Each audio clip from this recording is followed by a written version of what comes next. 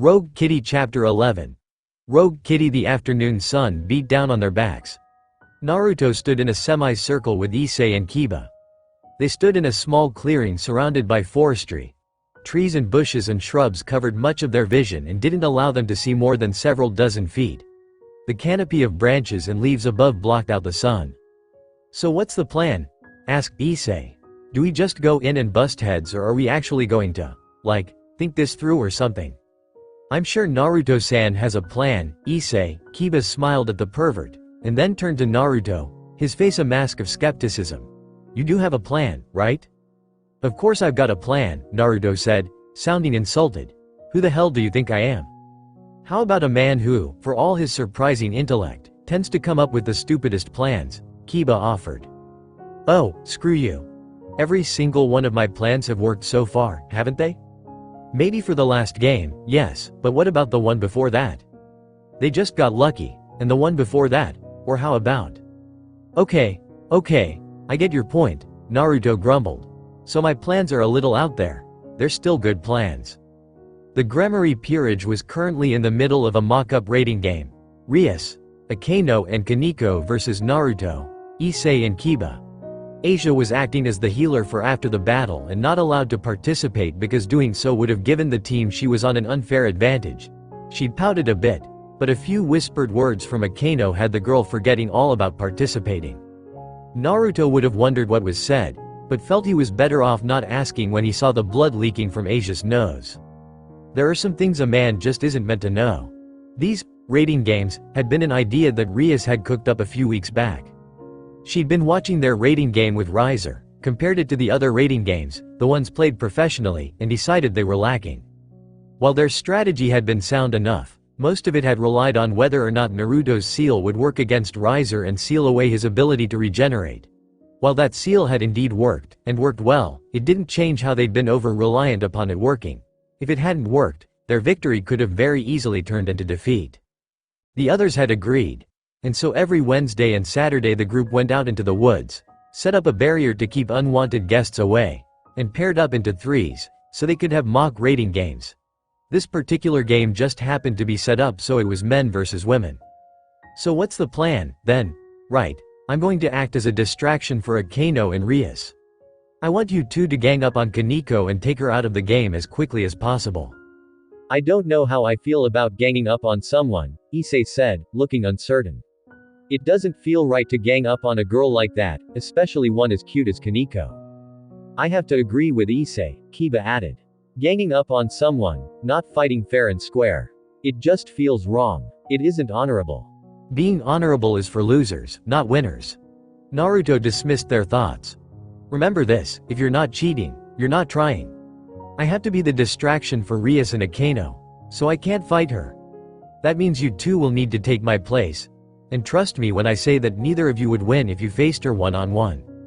Naruto had been training with Kaneko just like he had with Isay. At least 2 days a week for 3 hours she and he would spar in another clearing several miles from Kuo City. While Kaneko hadn't made much progress in Senjutsu, which Naruto had also taken to instructing her in, her skills in hand-to-hand combat were easily on par with his own. Then again, Naruto was never a taijutsu specialist, preferring close-range ninjutsu attacks like his Rasengan as opposed to straight-up taijutsu. It was still impressive, though. Naruto might not be Rock Lee or Maida Guy, but he was no slouch either. Kaneko really had improved. "I still don't like the idea of ganging up on a little girl," Isay said, crossing his arms over his chest. "Even if said little girl can kick your ass 6 ways to Sunday?"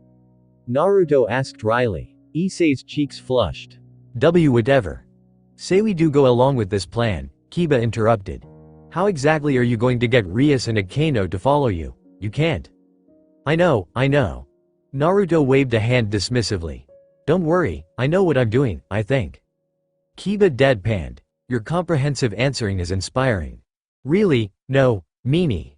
Devil Ninja, Akeno, Kaneko and Rias stood around a clearing, waiting. They could have made a plan, but knowing Naruto, any plan they made would be shit on the moment they actually tried to enact it. The blonde-haired devil came up with some of the most insane ideas ever conceived. They didn't always work, but they never failed to make any plans the other team conceived unusable. What do you think he's going to do this time? Akeno asked. Probably something insane, stupid and reckless, Rias said. I think he's going to rile up Akeno somehow and get her and you to chase after him, Kaneko said from where she was crouched on the ground, absent-mindedly playing with the grass. My guess is he'll do something stupid like smack Akeno's ass or even grab her boobs in the hopes it'll anger her and make you jealous. Akeno and Rias shared a look, then they looked back at her. That was highly specific. Era, what makes you think he'd do something like grab my boobs? Akeno asked. Other than the fact that my breasts are way better than Rias's? You think so, huh? Rias straightened her shoulders and glared. Her breasts bounced with the action. You want to put that to the test, Lightning Queen? Era. Akeno's smile was as devious as they came. I'll gladly show you why my breasts are better than yours anytime, anywhere. Saying this, she thrust out her own chest, causing her ridiculously sized bust to bounce and jiggle. Kaneko looked at them both, then looked down at her own flat chest. She started twitching. Boob monsters. Era, don't be so mean, Kaneko-chan. There is nothing wrong with being flat. More twitching. Indeed, having large breasts isn't all it's cracked up to be, Rias added. I often have terrible back pains and need Naruto to work the kinks out before they become overbearing. Kaneko twitched some more. How is that a problem? Rias huffed and crossed her arms under her chest, which pushed her bust together. Kaneko felt like smacking the redhead's boobs with her rook-given strength. It just is, okay. And that was when Naruto came onto the scene. He burst out of the tree line from their right, already throwing several ninja stars at them. Rias almost scoffed as she used her powers of destruction to destroy the ninja stars. The only reason she didn't scoff was because she felt wary. Naruto, contrary to the way he acted, wasn't an idiot. If he was committing to a full frontal assault, then he must be planning something. Testing the waters, she sent a blast of her powers of destruction at him, only to narrow her eyes when Naruto went up in a puff of smoke. Shadow clone, she muttered. Of course he would use a shadow clone as a distraction. It was his favorite jutsu. There he is. Akeno spotted another Naruto, this one running right toward her. Cackling in glee. Lightning arcing at her fingertips, she sent a lance of electric power at her foe. That Naruto also went up in smoke, revealing it to be another shadow clone. Oh my. He's quite the tricky one, isn't he? Not as tricky as you might think, a voice said behind her. Akeno's eyes widened. On reflex she turned around. Amused blue eyes stared into startled purple. Her hand rose to do. What, exactly? Rias didn't know her friend's plan, or if her friend even had a plan. For all she knew, the woman was simply so stunned she had acted on instinct. Honk. Rias' right eye twitched. Akeno looked even more shocked. I told you so, Kaneko said knowingly. Rias didn't know how to feel in that moment. Angry at her boyfriend? Stunned by his audacity? Should she applaud that same audacity? She didn't know, couldn't know, however? Must not face palm. Must not face palm. Must not face palm. It was almost interesting to watch as Akeno's face flashed through a variety of emotions. First came shock. Her eyes became wide and round, her pupils tiny little pinpricks. She tilted her head down to stare at her chest, and then back up to stare at Naruto. You are groping my breasts. That I am. Even as he said this, Naruto continued blatantly handling Akeno's breasts. I must say, these aren't bad. I almost feel jealous of Isay for being able to touch these so often. He paused to look at Akeno. He does touch these, right? Unable to even think of not answering, all Akeno could say was, yes? Right. Just checking. Naruto then went back to his fondling. However, while I can definitely tell these are actually bigger than Rias's by a fair bit, I'm gonna have to say that Rias has better boobs than you by far. Their fullness of their shape and general perkiness makes her bust superior to yours. Sorry, Akeno, but sometimes, size just isn't everything. Rias felt slightly vindicated by his words. She'd always known that Akeno had bigger breasts. It had been something her queen liked to flaunt. The fact that her boobs were bigger. Hearing Naruto say he preferred hers over Akeno's was a big relief, not to mention an ego booster. On the other hand, must not face palm. Must not face palm. Must not face palm. You think Rias's breasts are better than mine? Way better? I see. Akeno got over her shock and smiled. It wasn't a very nice smile. It was a smile that spoke of pain and suffering, of a desire to inflict harm upon others, of taking joy in another's pain. It was the smile of a sadist. Foo foo foo. You know I'm going to kill you now, right? You are certainly free to try. Akeno Oni-san. Calling me Oni-san isn't going to save you this time. Akeno didn't give Naruto time to respond before shoving a lightning-coated fist into his chest. Mere seconds after that, however, the Naruto in front of her disappeared within a cloud of white vapor and a log took his place. Having made a quick, on-the-spot and seal-less replacement, Naruto stood several feet away and clapped his hands together in prayer. "Oh dear log, I thank thee for your honorable sacrifice. You have always blessed this worthless ninja with your protection, and in repayment, I shall plant 100 saplings in this forest to ensure that the log shall never die out." Naruto clapped his hands together twice. Aim, Ai. Naruto was unable to finish his prayer, forced as he was to dodge Akeno's lightning blast. "Oi, can't you see I'm praying here?" Naruto raised a fist and shook it at Akeno, whose smile only widened. "Oh Kitsune-kun," she cooed, more lightning coating her hands. "Please hold still for a moment while serve up your punishment. You'll never take me alive, sadist Oni-chan, hold still you. And not make you work for it?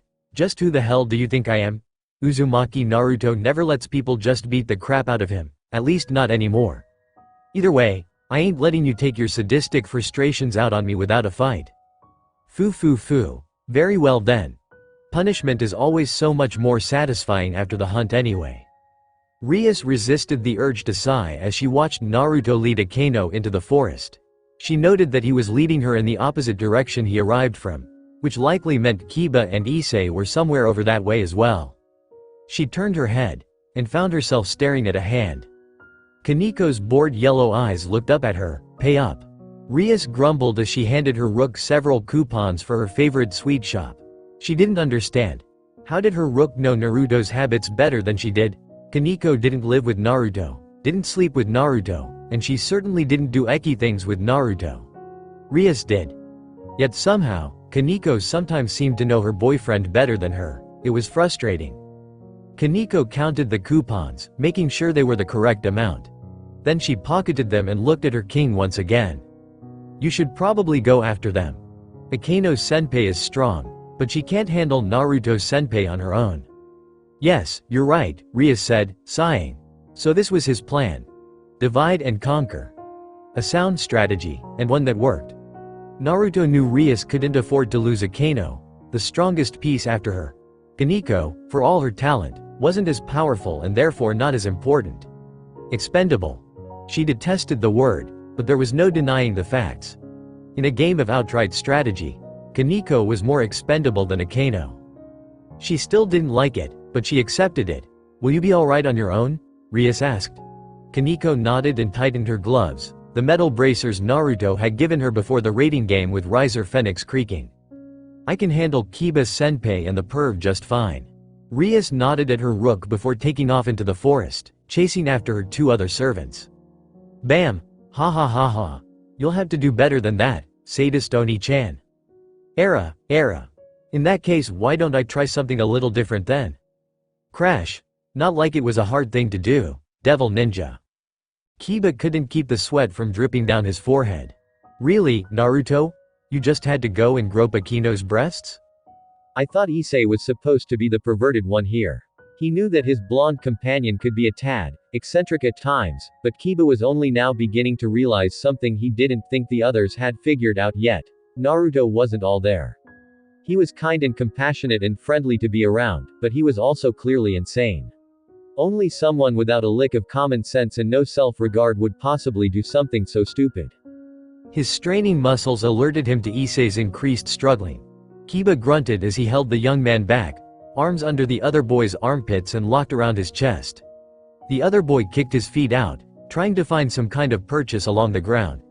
Kiba wouldn't let him, however, and kept his feet firmly in the air, wincing when strong heels struck his shins. Let me go, Kiba, I'm gonna kill that bastard, and now just calm down, Isay. I'm sure he only did this as part of the plan. Screw the plan. He just touched Akeno's oppai, her oppai. I'm the only one allowed to touch them. Well, I can kinda understand where you're coming from, Kiba admitted. It was kind of a dick move, groping the opai of a friend's girlfriend, but he knew that was exactly the reason Naruto did it. Shock factor, and stupidity, but mostly for the shock factor. And it worked well, maybe even a little too well. Even now he could hear explosions and howling laughter off in the distance. But you've gotta calm down, Isay. You can beat up Naruto-san later. Right now we're in a competition. Don't let your anger cloud your judgment. Kiba didn't know if it was due to his words or something else, but Isay did calm down. You're right, he said. Kiba blinked. I need to focus on the training now. I'll get back at blonde bastard sensei after we win. Oh yes. He's gonna regret ever touching Akino's opai, Kukuku. Kiba stared at his friend, his look unfathomable. Let's just hurry up and beat Kaneko. Why was he surrounded by crazy people? Devil Ninja, Naruto enjoyed this little game of cat and mouse he and Akino played. Even if he was currently the mouse.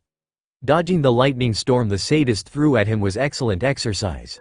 A great way to train his timing and reflexes. It was made all the more interesting because the lightning seemed capable of seeking him out, almost like it had infrared sensing or whatever. The crackling of lightning burning ozone had Naruto tilting his body to the left and springboarding to another branch. The branch he'd been on, along with the tree, exploded in a shower of sparks and wood chips. Naruto offered a silent prayer to the tree whose logs would never see the light of day. Amen. He clapped his hands twice, and then dodged another blast of lightning. Get back here, Kitsune-kun. Nua. Naruto called back, turning around just to toss Akino an infuriating grin. Then he pulled down his left eyelid and stuck his tongue out at her for good measure. You want me? You're gonna have to catch me. A smile no longer on her face, Akino snarled at him. Fine. Lightning gathered along her arm, long arcs of electricity jittering off her fingers, striking at the ground and flora around her, igniting several shrubs and trees. Her index and middle finger formed a spear point to which all of the lightning gathered into a tiny ball that hummed and crackled with repressed power. Akino thrust her entire arm forward, and the lightning, all of that compressed energy in the shape of a sphere, was released in a single conical beam of destructive power. Whoa! Naruto had to make quick use of Kawarimi in order to avoid getting barbecued. The tree he'd been standing on, along much of the surrounding area in a several-meter radius around it, exploded in a violent shower of sparks and fire. Phew! That was too close. Naruto eventually found a spot he deemed appropriate for a confrontation. A semi-large clearing without any trees and only a few bushes. He could feel Rias also closing in from the other side. Smart move, trying to hem him in with a pincer. That would have worked if he hadn't gotten a feel for her devil powers. Her signature was very distinctive and easily recognizable. He stopped in the middle of the clearing, his back to Akino when he heard her barge out of the sea of trees. Finally decided to stop running. I see. Akino's wings retracted into their back as her feet alighted the ground. I'm glad to see you're willing to take your punishment like a man now. You can think that if you want. Whatever helps you sleep at night. Grinning like a loon, Naruto turned and pointed a finger at her. But don't think for 1 second that I'm actually going down easily. It's game time now, and I'm playing to win. Pretty words from a mouth that's about to get roasted. Akino sent another blast of lightning at Naruto, who charged headlong into the arcing danger's path. As the electrical damage washed over him, the blonde teenager vanished in more smoke. I'm beginning to hate these shadow clones, Akino muttered, looking around. Naruto was no longer visible. He wasn't in front of her, nor to the left or the right. He wasn't behind her or above her. That could only mean. Aha! Akino's eyes widened as the ground exploded underneath her and a grinning Naruto popped out. Her body jerked backwards, barely managing to avoid the fist set to plant itself under her chin. She stumbled several steps, which allowed Naruto to close the distance fast. TCH, Akino realized she was in trouble the moment Naruto moved within hand-to-hand combat range. She wasn't a frontline fighter. Her body might have a rook's strength and a knight's speed, but that didn't necessarily mean anything. It just meant she could dodge quicker and take more of a beating. The simple fact was she had no talent in the martial arts. Naruto's fists whizzed by her head, each strike buffeted her hair, causing it to flutter in her eyes. She blinked, but that proved to be a mistake when, in the time span it took her to blink, his fist was in front of her face. Only her speed, The same speed granted to knights saved her from what would have likely been a serious black eye. Come on, sadist Oni-chan. Naruto's joyous laugh rang through the air, showing quite clearly how much fun he was having. I thought you were going to fry me. A straight jab was dodged by jumping several feet back using her rook-granted strength. Naruto tried to follow, but Akeno sent a blast of lightning at his feet, forcing him to leap back. The ground exploded between them. Tendrils of electrical discharge burnt the ozone, arcs of energy that skittered across the ground and through the air. Akeno used the moment this granted her to take to the sky. While Naruto could follow her if he desired, she knew he wouldn't. For some reason, he hated flying. Something about not being able to fight properly in the air. Now, Kitsune-kun. Cheeks flushed red, breathing heavy, Akeno smiled as more lightning began crackling between her fingers. Let's see how long you can keep dodging me. Devil Ninja, Naruto knew he was in trouble the moment Rias joined in the fight. While confident that he could take them both at the same time in a real fight, this was a spar, a training session. As such, he couldn't use any of his sure kill techniques. Not that he would use those against allies and friends. In either event, this limited his abilities substantially. He had the Rasengan, his chakra chains, his ninja supplies, and his ability to manipulate wind chakra, plus a few magic spells, which he didn't like using. The Rasengan was out of the question. He didn't know how damaging it would be on a devil. It might only do a bit of cosmetic damage on their more durable bodies, or it might drill a hole through skin, muscle and bone. He didn't want to find out. His chakra chains were useful, but only good for restraining people, and they were slow, like, really slow. Akeno and Rias could dodge them easily enough. They'd done so a number of times already. His wind manipulation was good, but it required some time to build up the chakra and transform it into wind-based chakra. If he knew the hand signs for jutsu, he'd be able to just let the signs manipulate the shape and transform the chakra for him. Sadly, he'd never really focused on hand sign jutsu. Most of his attention had been on shape and nature manipulation. What about his magic then? He had a few spells, low-level ones. They probably wouldn't even singe the two above him, but maybe they'd make a good distraction. Instincts warned him of sudden danger and Naruto jumped to the left. Dark red matter struck the spot he'd been standing on, incinerating it and leaving a small, perfectly round crater. Ooh boy, Naruto whistled. These girls are taking this pretty seriously. He looked up in time to see a combination attack, lightning and destruction swirling around each other like a double helix heading right for him. He gathered a bit of wind chakra to his fists and thrust them at the ground, launching himself over the attack, which struck the earth with incredible force. Wings popped out of his back, keeping him aloft. So you finally decided to take the fight to us? Asked Rias, smiling at her boyfriend. Naruto sighed. Well, I guess I had to get serious sometime. Era. What an arrogant thing to say. Akeno's smile, flushed face and heavy breathing showed she'd forgotten all about being angry. She was clearly fully immersed in her S-mode. Naruto could see why it freaked Isay out so much. Akeno was kinda freaky. It looks like I'm going to need to put this little fox in his place. A snort echoed within his mind. Listen to this woman calling you a fox. I feel like I've personally been insulted. Don't be like that, Kurama. I can be foxy when I want to be. Keep telling yourself that, kid. Maybe one day it'll come true. Naruto would have pouted at his friend's words, but several blasts and beams of electricity and destruction hurtling his way forced him to put that out of his mind. He spent the next few seconds simply dodging attacks, trying to get used to flying. He didn't do it very often. While the concept of flying appealed to him, putting the idea into practice was hard. His wings just didn't do what he told them to. This meant he spent more time sputtering around and almost crashing than anything else. He did have to be grateful for one thing, though, at least it kept him from getting hit. Era, look at that. Kitsune-kun can't fly very well. Akeno took much pleasure in this fact. If Naruto didn't know any better, he'd say she was holding a grudge. It looks like foxes really are meant to be bottom feeders. Now that's just rude. Agreed, she shouldn't lump foxes in with you. Kurama, so mean. Naruto eventually got the hang of flying and soon found himself weaving between blasts of lightning and waves of destruction far more easily. He juked and jinked, moving left and right, drawing inexorably closer to the two. Akeno. Right. The two launched a simultaneous attack at Naruto. Red energy and blue lightning combined. The energy turned into a cylinder of sheer destruction while the lightning skittered along the outside, enhancing the already devastating power. Naruto pulled out a kunai and enhanced it with wind chakra. Wind chakra is used in order to increase the sharpness of bladed weapons, so much so that in the hands of an experienced user even small blades are capable of piercing substantial rocks easily. This chakra is unparalleled offensively in close and mid-ranged fights. This effect is achieved by utilizing two opposing chakra currents, which are ground against each other in such a manner that they sharpen one another into fine pieces. Naruto remembered Asuma's lessons from way back when. How to increase the sharpness of bladed weapons using wind-natured chakra flow, creating two opposing currents of chakra that ground against each other, sharpening one another until his wind became so sharp it could slice through just about anything, including demonic energy.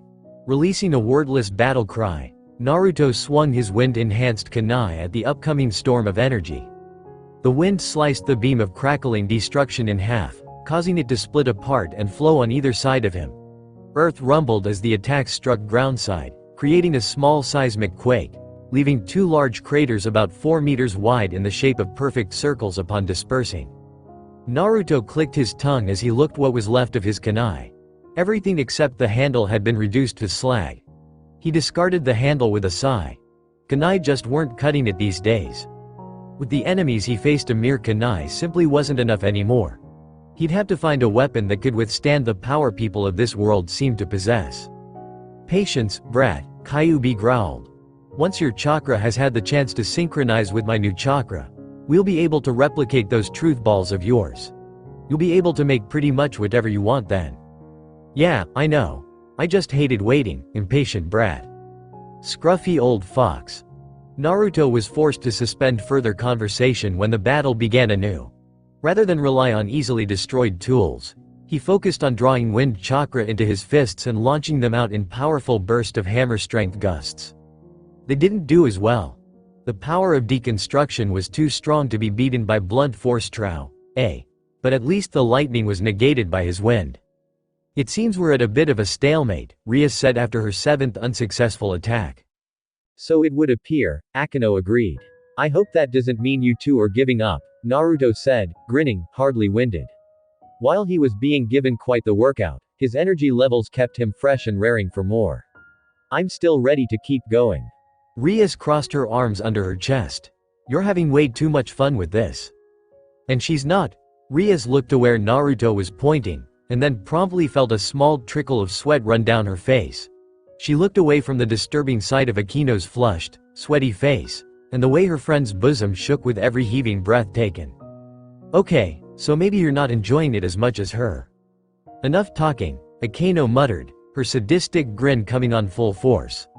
Lightning crackled and ozone burned as her arms became covered in blue arcs of energy. Let's continue this. I want to have some more fun. Hey, I'm ready whenever you are, Sadist-chan. My, such big words from a little lech who gropes a taken woman's boobs. I don't want to hear that from someone dating the king of lechers. Ah. Touché. Before the battle or banter could progress any further, Kaneko walked into the clearing. Her clothing was torn and her body a bit scuffed up, but she didn't look too injured. On the other hand, the unconscious Kiba and Isay slung over her shoulders looked like they'd been put through the ringer. Kaneko dropped the two on the ground and looked at the trio in the air. I've beaten them, she said unnecessarily. Damn, looks like we lost. Naruto sighed, and then pouted. That girl is getting way too strong for her own good. I'm almost beginning to regret training with her now. No, you're not, Ria said, snorting. We all know how much you love teaching Kaneko. Her eyebrows twitched at Naruto's sheepish grin. Now come on. Let's get the barrier down and head back home. All this exercise has made me hungry. Amen to that. Devil Ninja, Revel Phoenix stood in the kitchen, an apron tied adorning her front, tied around her waist. Her blonde locks had been tied back into a single bun instead of her usual drills. She didn't really like the hairstyle, but didn't want her drills getting in the batter. She'd already mixed the batter, poured it into the pan, and it was now cooking in the oven. The timer said 15 minutes were left until it finished baking. Revel turned away from the oven and focused back on the mixer currently mixing her ingredients for the frosting. It looked about ready. Just a few more seconds. While waiting, Revel thought of her the past week. Living in the same house as the person she admired was an amazing experience. Naruto-sama always maintained an attitude of good cheer, which she couldn't help but feel drawn toward. That he treated her with kindness and respect only made him more desirable. Rias-sama didn't seem to like her, though. That kind of hurt. But Revel figured the other devil just didn't like her encroaching on what could be considered the redhead's territory. Just as she put the finishing touches on the cake, spreading the frosting across its surface, that she heard the mansion's front door open. "We're home." Hurrying out of the kitchen and walking down the hall, Revel tried everything she could think of to calm herself down. She couldn't allow herself to get worked up or overly excited. She needed to keep her regal bearing and calm demeanor if she wanted to impress Naruto-sama with her ladylike charm. She stepped into the entrance hall wearing what she hoped was a graceful smile. Naruto and Rias were taking off their shoes, and Revel could tell they'd been working hard. Their bodies were covered in a light layer of sweat. Naruto more so than Rias. Good afternoon, Naruto-sama, Rias-sama. Revel cursed. A stutter? Really? She was stuttering? That was not going to help her get into Naruto's good graces. And it definitely wouldn't help her with Rias. Calm. She needed to be calm and composed and show them what an amazing companion she would make. "I hope your training went well." "Damn it." Naruto graced her with the brightest smile she'd ever seen. Revel felt her cheeks grow warm. "We had an excellent practice session, I think. We're learning a lot more about each other by working together, and it's definitely helping the team's cohesiveness." His smile turned to Rias. "This really was a great idea, Rias." Revel frowned while Rias smiled. "Thank you, Naruto, but I can't really take all the credit. I only got the idea after hearing about how you were training with Kaneko and Isay. It made me want us to get stronger as a group, to grow and become closer, like family." Before the two could get lost in each other's eyes, Revel interrupted with a small stutter. "You Naruto-sama." She tried not to flush when he looked at her. His head tilted quizzically. She tried not to cower when Rias glared at her. "I baked some cake today and I was wondering if you'd like to try some?" "Cake?" Feeling bashful under his gaze, Revel nodded. "Why yes." Naruto didn't even seem to contemplate the offer before giving her a wide smile that caused her heart to race. "I would love some." "Devil Ninja. Here you go," Revel muttered as she set down a small plate with a slice of cake on it. Naruto gave her a thankful smile. And absently wondered about her change in facial color, before turning his attention to the cake. It was truly a masterpiece, and he meant that in a literal sense. The cake wasn't a standard square or circle, but shaped like a leaf, which he realized she must have gotten from his headband. Forest green frosting covered the top, which had been artistically designed to look like the skin of a leaf. Starting at the center and expanding outward in orange frosting was the Uzumaki swirl, the symbol of his clan. He couldn't tell what kind of cake it was, but Revel had clearly put her heart and soul into baking it. "Wow," Naruto whispered. "This looks absolutely incredible." Thank you," the blonde Oju-sama devil muttered, seemingly wanting to duck her head into her clothes. Naruto thought Revel's blushing face was one of the most adorable things conceived by man, or devils. Naruto's first bite of cake strangely reminded him of the first time he'd ever eaten ramen. They tasted absolutely nothing alike. Ramen was salty and robust. This tasted of sugar, lemons and strawberries. There was no correlation between the two. And yet, for reasons he didn't quite understand, he couldn't help but think of that first time he'd walked into Ichiraku Ramen and old man Tucci gave him a free bowl of ramen. Weird. He finished his first bite and turned to Revel. "This is really, really good." Revel's cheeks couldn't have possibly gotten any redder. Do you think so?" Naruto found it odd to see Revel playing with the hem of her apron. She seemed so embarrassed, and not at all like how she acted when they first met. He would have wondered about it, but it seemed like a natural shift, so he guessed she was just acting this way now because she'd grown more comfortable around him. He was glad. Revel didn't belong to Rias's peerage, but he really wanted to be friends with her. Hopefully, they would become close in the coming days. "Of course I do." Giving her his most enthusiastic grin, he thumped his chest. "I've never been really into sweets, but your cake is incredible. Amazing even, I would have never guessed that such a pretty Oju-sama would be able to make such awesome tasting cake. TT thank you, Revel stuttered.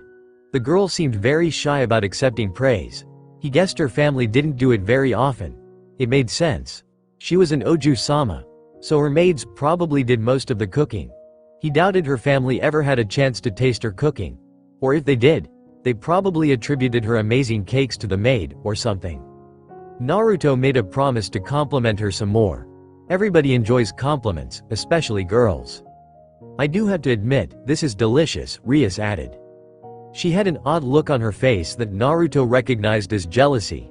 Rias was also an excellent cook, but her skills lent themselves more toward traditional Japanese cuisine, not sweets. She was also competitive and didn't like people being better than her at something.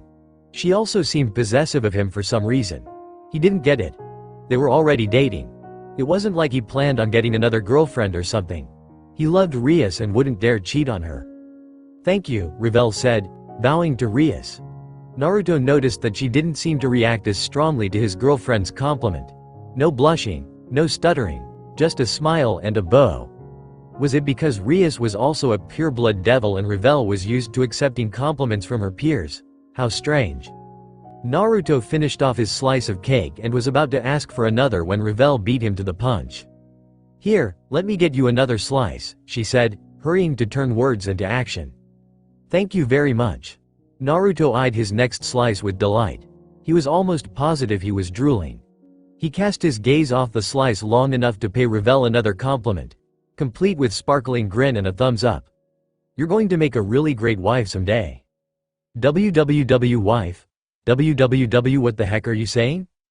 Naruto laughed heartily as Revel slumped into a chair, her face steaming. The smile left when Rias grabbed Naruto's cheek before he could dig into the amazing cake. OWCH, Riof, Waf ah you foing. What Naruto means to say is that you're going to grow into an amazing young woman, Rias said, smiling at Naruto. Isn't that right? More or wef? Han you let go now, please. Rias let go and Naruto began eating his cake. It was almost as good as ramen. Meanwhile, Revel recovered from what appeared to be a minor slip of her phoenix powers over fire. So how's your group training going? She asked. You mentioned it was going well, but you weren't really specific about it. We've been making great breakthroughs with our teamwork, Rias said, setting aside the now empty plate and placing her forearms on the table. By training together like this we've learned a lot about each other. Even some things we'd never realized despite how long we've known each other. This has helped us phenomenally, and I believe will be one of our strong points in the future. Of course, some of us need a bit more work than others. When Rias looked at Naruto, the blonde devil had the decency to appear sheepish. While he worked well with everybody else, it was also true that he tended to go his own way at times.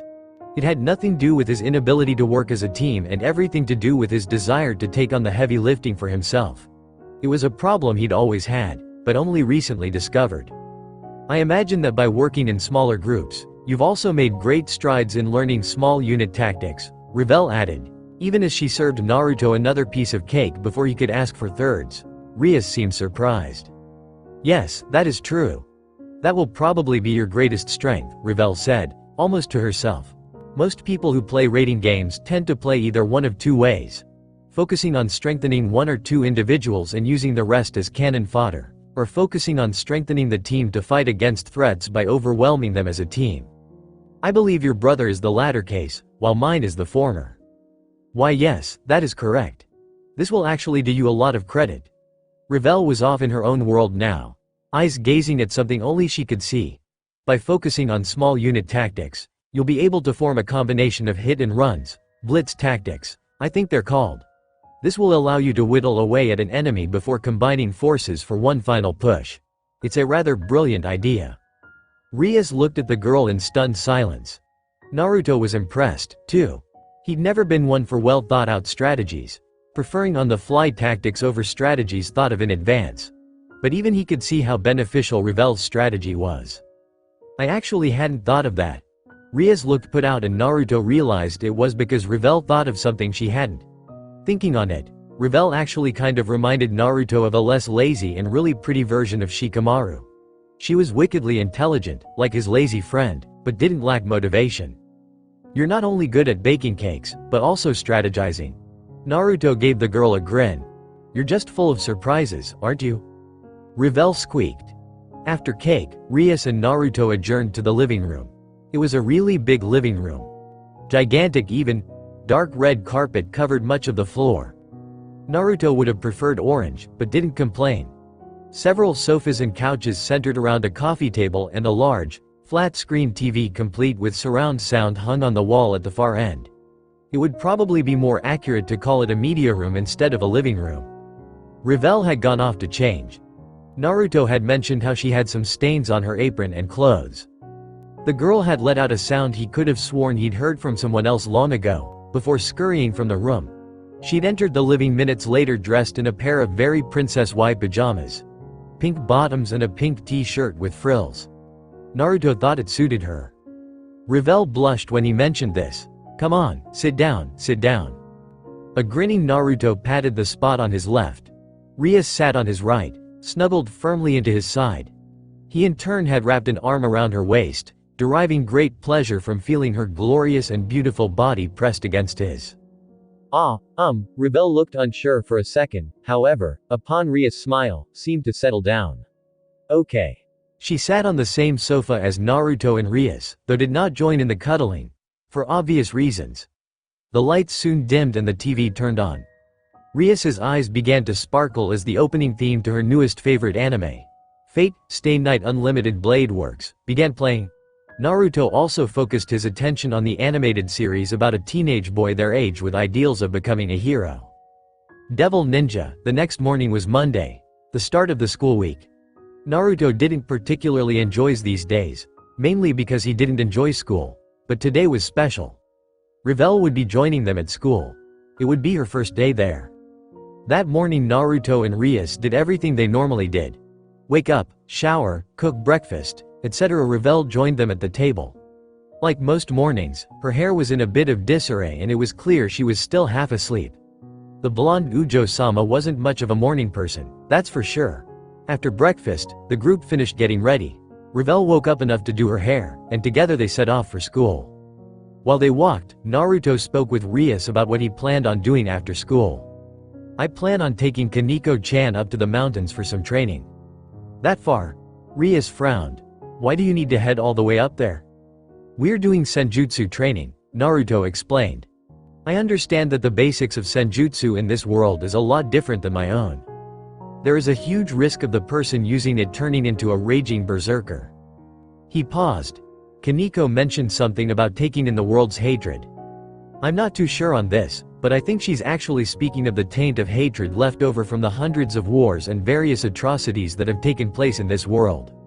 War and greed and other negative emotions are breeding grounds for hatred. It stands to reason that this world has gone through so much war and suffering that the hatred of the people has literally stained the earth. Something like that. Anyway, I believe the best thing to do is take her as far from humanity as possible. It's just a theory, but I think if she's surrounded by nature, gathering Senjutsu chakra will be easier and cause less strain. That does make sense. Rias nodded slowly. Alright then. I'll allow that. Just promise me you'll be careful. Naruto gave her a lopsided grin. Hey, this is me we're talking about. Rias's flat look spoke volumes about her lack of reassurance, and that is exactly what worries me. Naruto pouted. As they continued walking, Naruto noticed that Revel appeared to get more and more nervous. After thinking about it for a moment he realized why, and he felt like smacking himself. Revel was the Oju-sama to a powerful devil clan. She'd probably never been to school before. Did most devils even go to school? Rias, Sona and their respective peerage seemed to be the only ones who went to school. Granted, he knew little about other young devils, but this seemed to be the case from what he'd seen thus far. Knowing what it's like to be nervous about something and not wanting her to suffer alone, Naruto grabbed Revel's hand with his free hand. The girl looked startled. She stared at her hand in his, then up at him. Her face broke out into flames. "WWW, what do you think you're doing?" she shouted, jerking her hand out of his grasp. Naruto just caught it again, however, and stroked the back of her hand with his thumb. "It's okay to be nervous," he told her, grinning, "but try not to worry too much, nay? I might not share any classes with you, but I'll be around if you need anything." We also have you sharing classes with Kaneko-chan, so you'll have someone you're familiar with. Ah, the girl's cheeks turned red and steam began pouring from her ears. It was an impressive feat, to be sure. He wondered if all Pfennigs were capable of that. See, in that case, thank you, she mumbled, then glared. But don't think I'm doing this because I like holding hands, got it? I am only letting you hold my hand because I recognize your good intentions, understand? I gotcha, Naruto said. Revel just huffed and looked away. What an odd girl. What are you doing, Naruto? Naruto froze. Something about Rias's tone set him on edge, though he did not know what. Turning, he noticed that she looked annoyed by something. Doing what? That. Rias gestured towards the hand holding Revel's. Why are you holding her hand? While Revel blushed, Naruto just felt confused. Moral support, he said, though it sounded almost like a question. Moral support? Rias's face was deadpanned. Yeah, haven't you ever been nervous and wished someone was there to support you? Naruto asked. To make you feel better and more confident? I can't tell you the number of times I used to wish I had someone who'd supported me when I was younger and going to the ninja academy. I remember watching all the other students coming to school with their parents holding their hands, and I kept thinking to myself, I really wish someone would do that for me. Naruto smiled as sadness seeped into his heart. It's a little late for someone to do that with me now, but I thought I could be someone else's support. You know, this is Revel's first time at school, and her family isn't here to support her. That means we should support her in their stead. He looked down at Revel, squeezing her hand in comforting gesture. The girl's still red cheeks gained even more color, but she squeezed back. Rias sighed. Fine, I guess that's okay. Naruto frowned. He knew that voice. She was jealous. It looked like he'd have to find some way to let her know that she had no reason to be jealous. Just because he was holding someone's hand didn't mean he planned on seducing them or something. Really, sometimes this girl overreacted from the simplest of things. As they walked through the gates of Ko Academy, the other students noticed them and stopped what they were doing. Who is that? Who cares, she's cute. What's she doing with Naruto and Rias Onisama? Why is Naruto holding her hand like that? Gasp. Do you think he's two-timing Rias Onisama? Two-timing? That jerk. I should kill him for cheating on our beautiful Onisama? Naruto frowned at the idiot speaking. Really, two-timing? Who the hell would be stupid enough to two-time their girlfriend when said girlfriend was standing right next to them? Never mind the fact that he had the best girlfriend ever. It seems stupidity ran rampant in this school. And to think, this place was supposed to make you less stupid. He shook his head. This was why he didn't like school. It killed brain cells faster than an eroge. They stopped in the hallway. Rias turned to face them. Being a senior, she had a different schedule than either of them. So, she eyed Naruto's hand still holding Revel's. The frown grew. I guess I'll see you two later, then. She turned around to leave. Naruto wouldn't let her. Before she even had a chance to make a single step, Naruto grabbed her by the hand and pulled her back him. Rias spun angrily, but before she had time to do much more than open her mouth, Naruto was kissing her. A gasp of surprise escaped her muffled lips. More gasps came from those around them, including Revel. Naruto ignored them and focused on putting his emotions into his kiss. He needed to let Rias know that she didn't have any reason to be jealous. They didn't come up for air for several long seconds that seemed to stretch into minutes. When they did, Rias gasped as her oxygen-deprived lungs heaved in several gulps of air. She barely had time to do more than take a single breath before Naruto kissed her again, and then a fourth time for good measure. By the time he was finished, Rias's face was flushed the same color as her hair. Rias, Naruto said in a serious tone. Rias blinked before her eyes focused on him. I love you. Her eyes widened. You know that, right? She stared at him for several seconds, cheeks still red, and then her eyes softened. I know, she said softly. So you know there's no reason to feel insecure, right? She looked away. I know. Sorry. There's no need to apologize. Naruto chuckled. I just wanted to know that you have nothing to feel insecure about. Our relationship is rock solid. On instinct, Naruto grabbed a strand of Rias's hair and brought it between their faces. Connected by the red threads of fate. Rias snorted. Red threads of fate? Really, Naruto? Hey, it worked with my parents. A grinning Naruto winked. I'm sure it'll work with us, too. I guess, Rias said, smiling. So, I'll see you later then? She looked at Revel, who appeared slightly insecure by the display she had just witnessed. Both of you. The blonde girl looked at her in surprise. Naruto nodded. See you after class. Rias walked away and Naruto tugged on Revel's hand, getting her to follow him. As they walked down the hall, Revel looked up at Naruto. Naruto-sama. Back there, I was just wondering. Oh, that?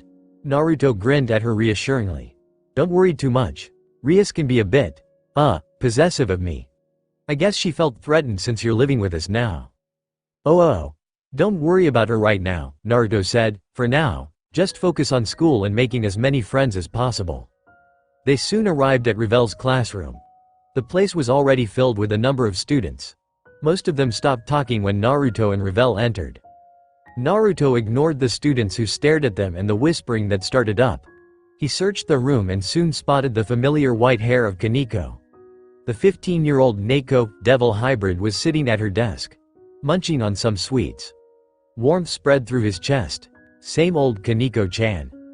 He walked up to her, Revel in tow. Morning, Kaneko-chan. He greeted, reaching out and rubbing the girl's hair. Kaneko paused in her eating to enjoy the head petting. She closed her eyes and leaned into his hand. Naruto-senpai. Even though her voice sounded emotionless, Naruto could tell she was happy to see him through her chakra. Are you ready for our training after school? He asked. Yellow eyes cracked open to stare at him. You're bringing snacks, right? Of course. I'll have your favorites all ready for you, and if you do really well, I'll take you to that sweet shop you love so much this weekend. Kaneko didn't say anything, but she did crack a small smile. Anyway, I was hoping to ask for a favor. What is it? Today is Revel's first day, he said, pulling the blonde beauty forward. Revel looked confused. She blinked at Kaneko, who merely stared back with a blank look. She's gonna be in your class, so I was hoping you'd help her out by showing her the ropes. I can do that, Kaneko said. Great. Naruto rubbed her head some more, making a promise to give her some extra head petting later on. In that case, I'll take my leave. He smiled at Revel. If you need anything, don't be afraid to ask Kaneko-chan. Oh. And be sure to drop by the occult club room during lunch break. That's where I always have my lunches. Okay. Revel seemed a bit confused, or maybe overwhelmed. Naruto felt for her, but was sure she'd get used to how things worked in school quickly. She was pretty perceptive, from what he'd seen thus far. He soon left the room and began walking down the hall. It wasn't until he was halfway to his own classroom that he heard a loud shout that could have only come from Revel. Did you just call me Yakitori? He smiled. It's so nice to see those two becoming such great friends already. Devil Ninja, Naruto and Kaneko were surrounded by nature. A beautiful spring located deep within a forested region several miles outside of Kuoa Academy. Trees and other types of flora surrounded them. Grass and a multitude of colorful flowers. Not 7 meters away, several fish leapt out of the waters to a crystal-clear lake that glittered in the afternoon sun. Naruto and Kaneko sat on the ground. They sat in seiza, their knees touching. Kaneko looked frightened and nervous, while Naruto exuded a calming aura. Having listened to what you and Aniki know about Senjutsu, I have come to the conclusion that your sister and everyone else who've ever managed to use it in this world have been learning it the hard way, Naruto said. As I understand it, you're not taught to clear your mind while using Senjutsu and all you do is gather it around a limb, usually your fist, and push it outside of your body. Kaneko nodded, but didn't say anything. The first and most important thing you need to understand about controlling Senjutsu is that you can't just gather it. Doing so is not only dangerous but foolish. This is probably why people who try using it are overtaken by the malice and hatred of the world. You're not just taking in the hatred and malice of the world. The hatred and malice of the world is mixing with your own negative emotions. Avarice, envy, greed, lust. All these negative thoughts and emotions you feel mix in with the world's own negativity, making it impossible to distinguish which feelings are yours and which are the world's. Kaneko frowned, her lips curving down in thought. So you're saying that my sister and everyone else have been learning it wrong? Not wrong, just more difficult, Naruto said. The way I am going to teach you will allow you to take in the world's energy more easily. You'll still have to deal with the malice and hatred, but you'll at least be able to distinguish between your feelings and the world's feelings. This will make it easier to ignore the world and gather Senjutsu chakra.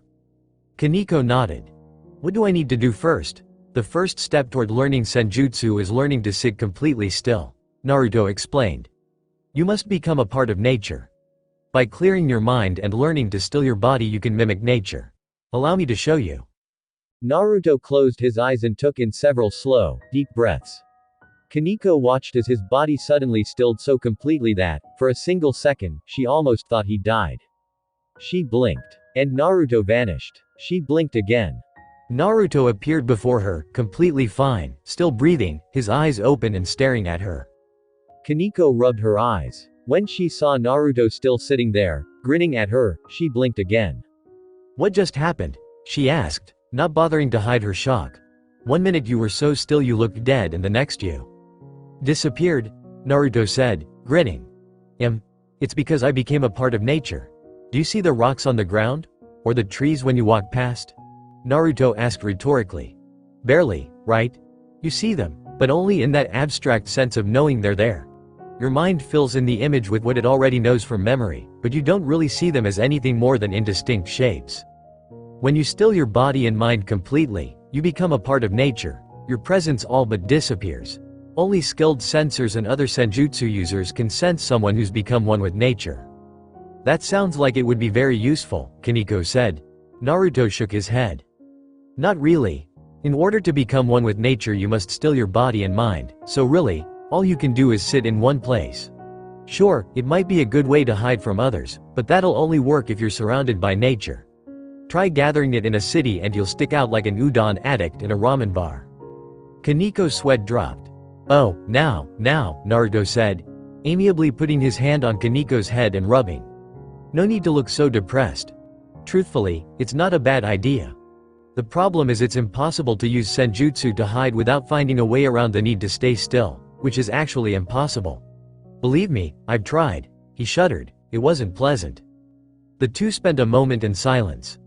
Naruto continued to rub Kaneko's head while the Neko, devil hybrid purred. Right, Naruto started again, removing his hand from Kaneko's head, much to her disappointment. Let's begin by doing some basic meditation. This will help clear your mind, which is key to becoming still. You can't be still if your mind is filled with thoughts, after all. The two soon got to work.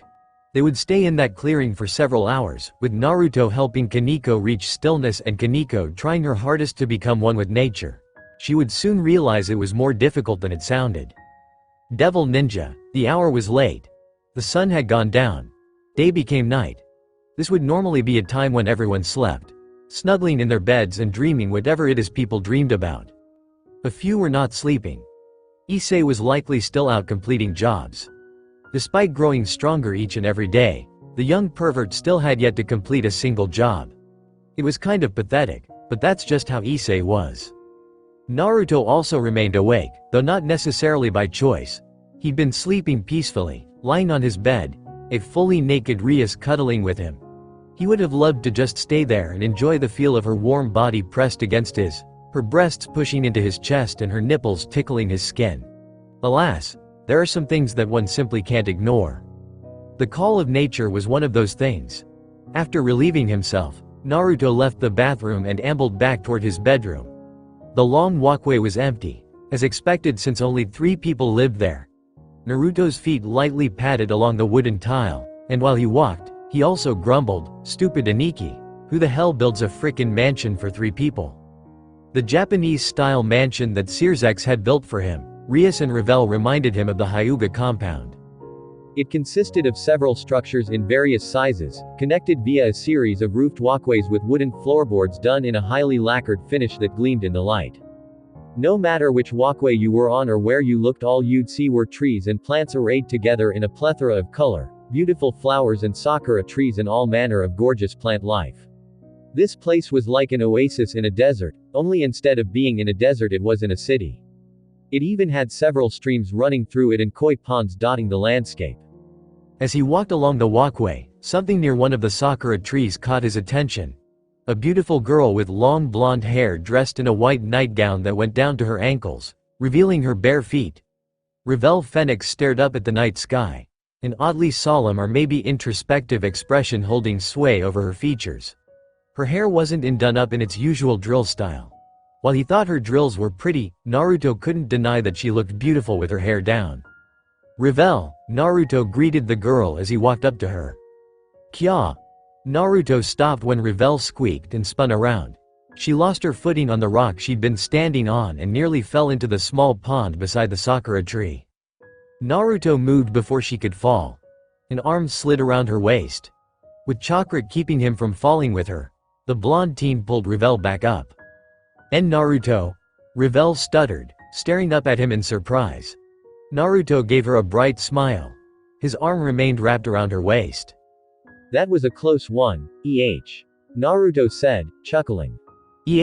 "WWW, what are you? What are you doing?" Revel's face began to steam as she roughly pushed him off her. "Doing?" Naruto blinked, his hand coming up to scratch the back of his head. "I'm not sure I understand the question. I just saw you standing here and wanted to talk to you." He paused as a thought suddenly occurred to him. I'm sorry. You probably want to be alone, huh? In that case, I'll leave you alone." Wait. Naruto had scarcely turned around before Revel called out to him. He turned back around to see the younger girl staring at her feet, thumbs twiddling together. Her actions seemed vaguely familiar, though he couldn't for the life of him remember where he'd seen it before. "I didn't say you had to leave," she mumbled lowly, and Naruto's ears twitched. "I just didn't want you getting all, huggy and stuff." "Huggy and stuff? That's right." Revel nodded her head, seemingly getting back in her groove. "It's not like, I don't really like your strong, warm body holding me so tenderly. I mean I don't want you holding me like that. It's weird." She turned her head and huffed. "Especially since you have a girlfriend." But all I did was make sure you wouldn't fall into the water," Naruto said, pointing at the small pond. Revel followed his finger. "I didn't want you getting wet, especially since it's kind of chilly outside." "Oh," Revel seemed embarrassed and a little disappointed. That couldn't be it, could it? Maybe she thought his words meant he didn't want to hold her because he didn't find her attractive or something.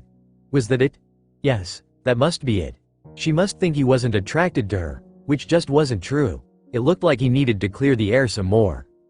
Oi, come on now. There's no need to look so depressed," Naruto said, giving the girl a kind smile. "It's not like I'm refusing to hold you close because I don't like you or don't think you're attractive.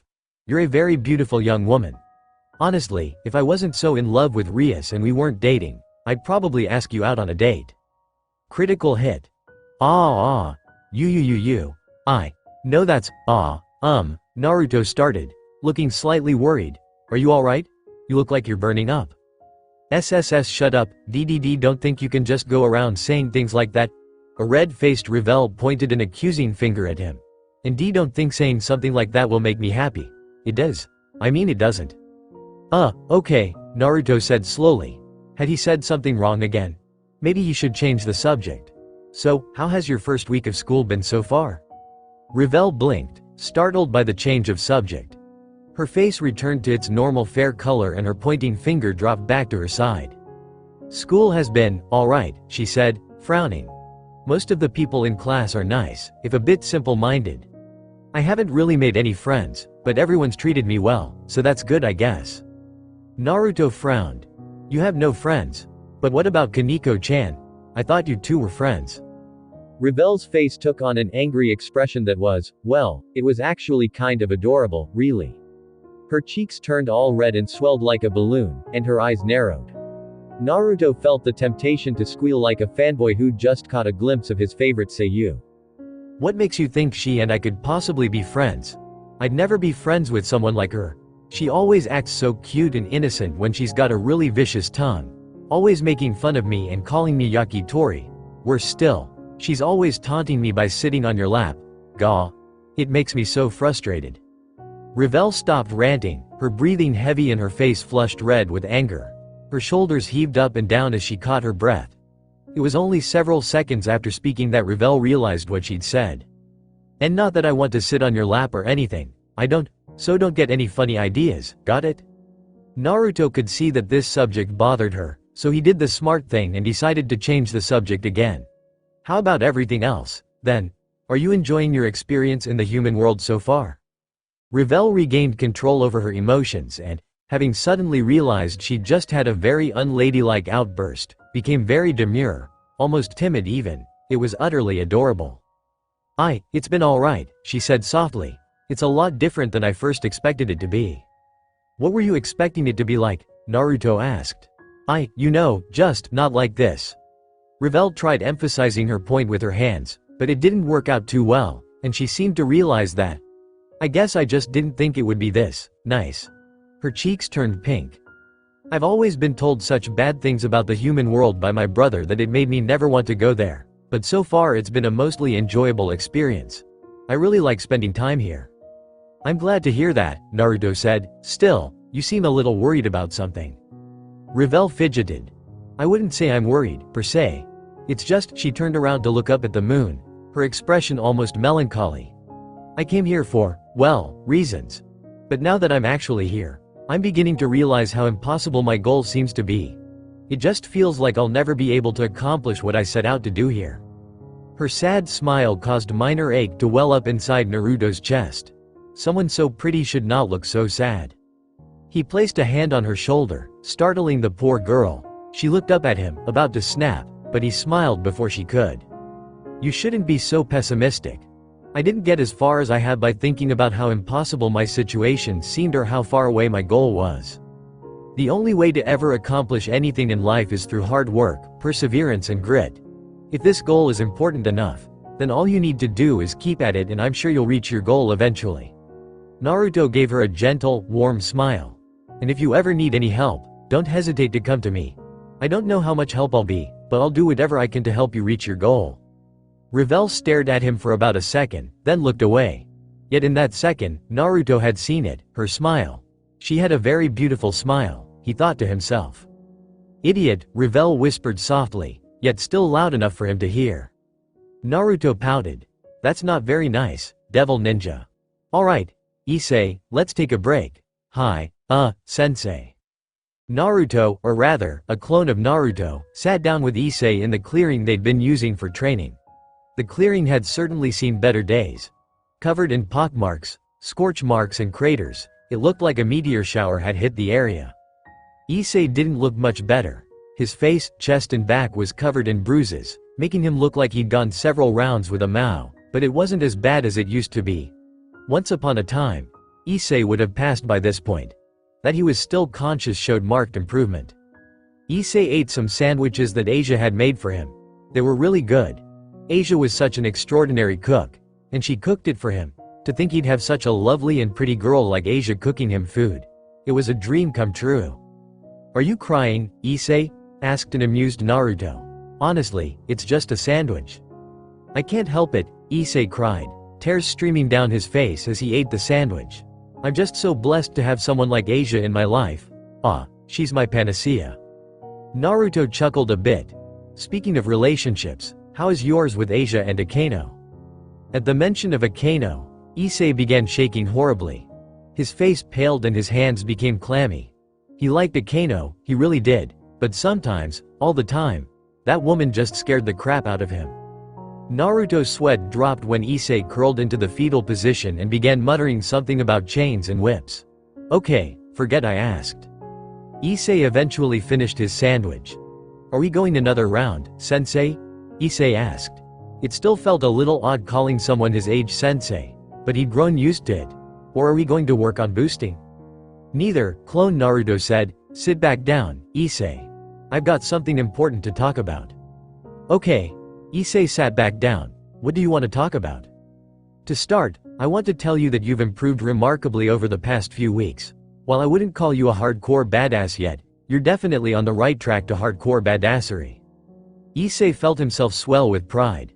Times like these made him forget that Naruto could be a right bastard when the mood struck. However, I also wanted to bring up a problem you're about to face. Well, that just did not sound good at all. What kind of problem? Asked Isay. Thus far, all of your strength is derived from your lust, Naruto started. The stronger your lust is, the more power your boosted gear gains, the stronger you become. And that's fine. It works well, and it gives you a remarkable boost in power. But it's only a temporary boost. What do you mean? Naruto sighed and scratched at his head. If there's one thing I've learned, it's that powers derived from emotions like anger, greed, envy and lust aren't enduring. They grant short-term boosts in strength but never last long. This would be fine if you were strong enough to destroy an enemy in a single shot. But there are many powerful enemies out there that you won't be able to one-hit KO. Isay became worried. So you're saying that my lust isn't enough? This was not good. What would he do if his lust wasn't good enough? That was all he had? Right now your goal is to become a harem king. It is your current driving force. However, what happens after you reach that goal? Having completed your goal, you'll have nothing left. No great goal to help you gain strength. No driving force to push you forward. Your progress will stagnate and you'll eventually grow weaker. This is why you need to think about finding another emotion aside from just lust to rely upon, something that will endure regardless of the hardships you may face. But I don't have anything like that, Isay cried. All I've got is my perversion, or my life. You do have something else, Naruto told the crying pervert, who stopped crying upon hearing those words. You just haven't realized it yet. I do, Isay blinked. What is it? Naruto shook his head. I can't tell you that. If there is one thing I've learned in life, it's that the lessons that stick with us the most are the ones we learn for ourselves. This is one of those things you'll have to discover yourself. Isay pouted. He knew Naruto was just doing this to be a cryptic bastard. Stupid, blonde bastard sensei. Can't you at least give me a hint? Naruto thought about it. I guess I can give you a hint. He gave Isay a mysterious smile. It's something that is different for all of us. Each person has something precious that they're willing to give their lives to protect, and it is this precious something that gives us the strength to break our limits and become truly strong. Isay thought about what Naruto said, but thinking about it gave him a headache, so he had to stop. He didn't get it. What's your precious something, sensei? Naruto smiled. Isn't it obvious? My precious somethings are the people I've surrounded myself with. My most cherished friends in the occult research club.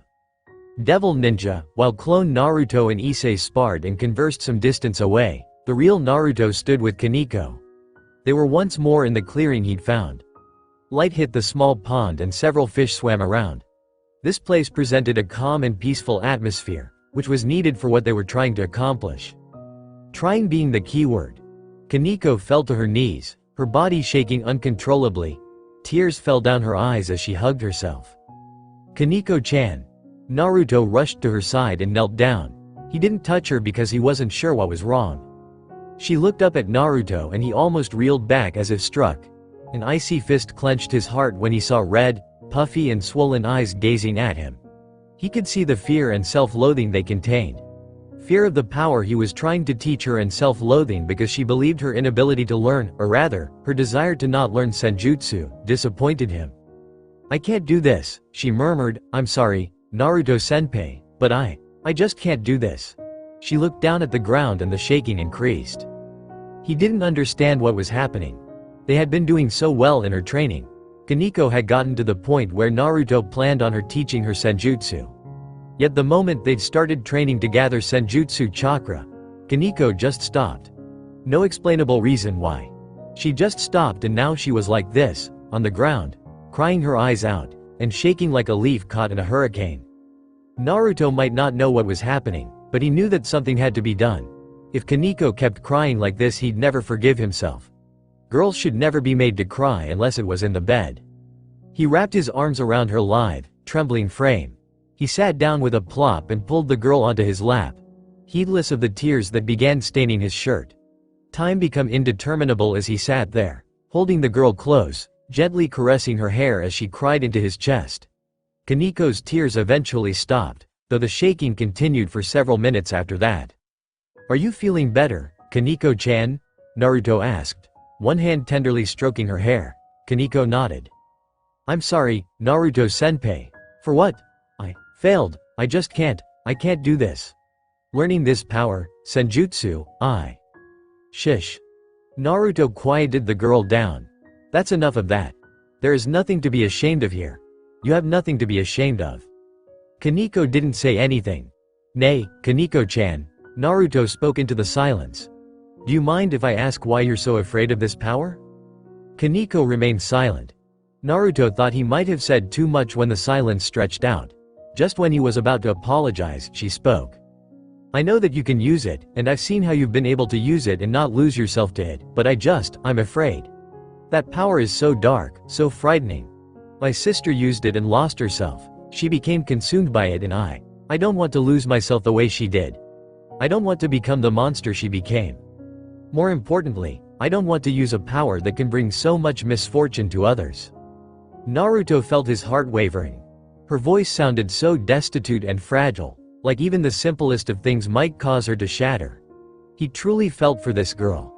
He wanted to hold her and never let go, to wrap her in his arms and protect her from the world that hurt her so much. He also wanted to beat the crap out of her sister. Kaneko, I may be out of turn to speak about this, but Senjutsu, it's a part of you. You are a Nekusho, a species of yokai where Senjutsu comes naturally. It's as much a part of you as your own heart. This isn't something that you can just sweep under the rug and forget about. I know you don't want to, but this isn't something you can avoid. Someday you'll need to face this part of yourself. I wish I wasn't Nekusho, Kaneko muttered bitterly.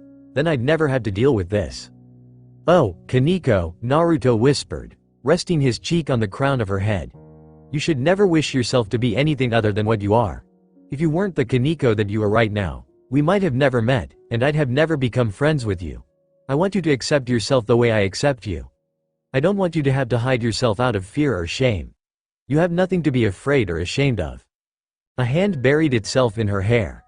A minor application of chakra dispelled the genjutsu used to conceal her cat ears. Kaneko stiffened, but soon melted when he began gently caressing her ears. This is a part of the Kaneko that I love, that Rias loves. It's a part that you should love, too. I hope that one day, you can learn to love everything about yourself as much as Rias and I do. Devil Ninja, Naruto whistled a tune as he headed home, several bags in hand. Normally, he'd already be at home by this time, but he'd needed to run few errands. Namely, he had to do some shopping. Very important shopping. Rias and Revel had tried going with them, but he couldn't very well have them come along or it would have ruined the surprise. It was something he'd wanted to do for a while now. Buy presents for his friends. He wanted to show them how much he appreciated them. While he wouldn't go so far as to say he would have died a bitter old man without them, it was they who gave him a new purpose, new people to protect. Throughout his life, Naruto had gained his strength by protecting the people he loved. The bonds he forged lifted him, pushed him, drove him to heights and feats he'd never be able to accomplish without those bonds.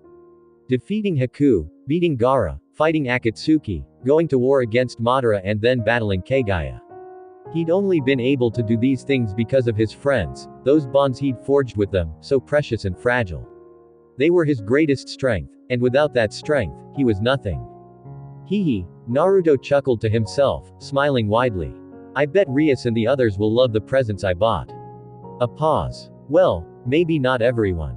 I'm not sure if the present I bought for Kiba will be so well received. I'm sure he'll be thankful, but really, I don't even know if this is something he'll like. Frowning a bit, Naruto held up the bag containing Kiba's present.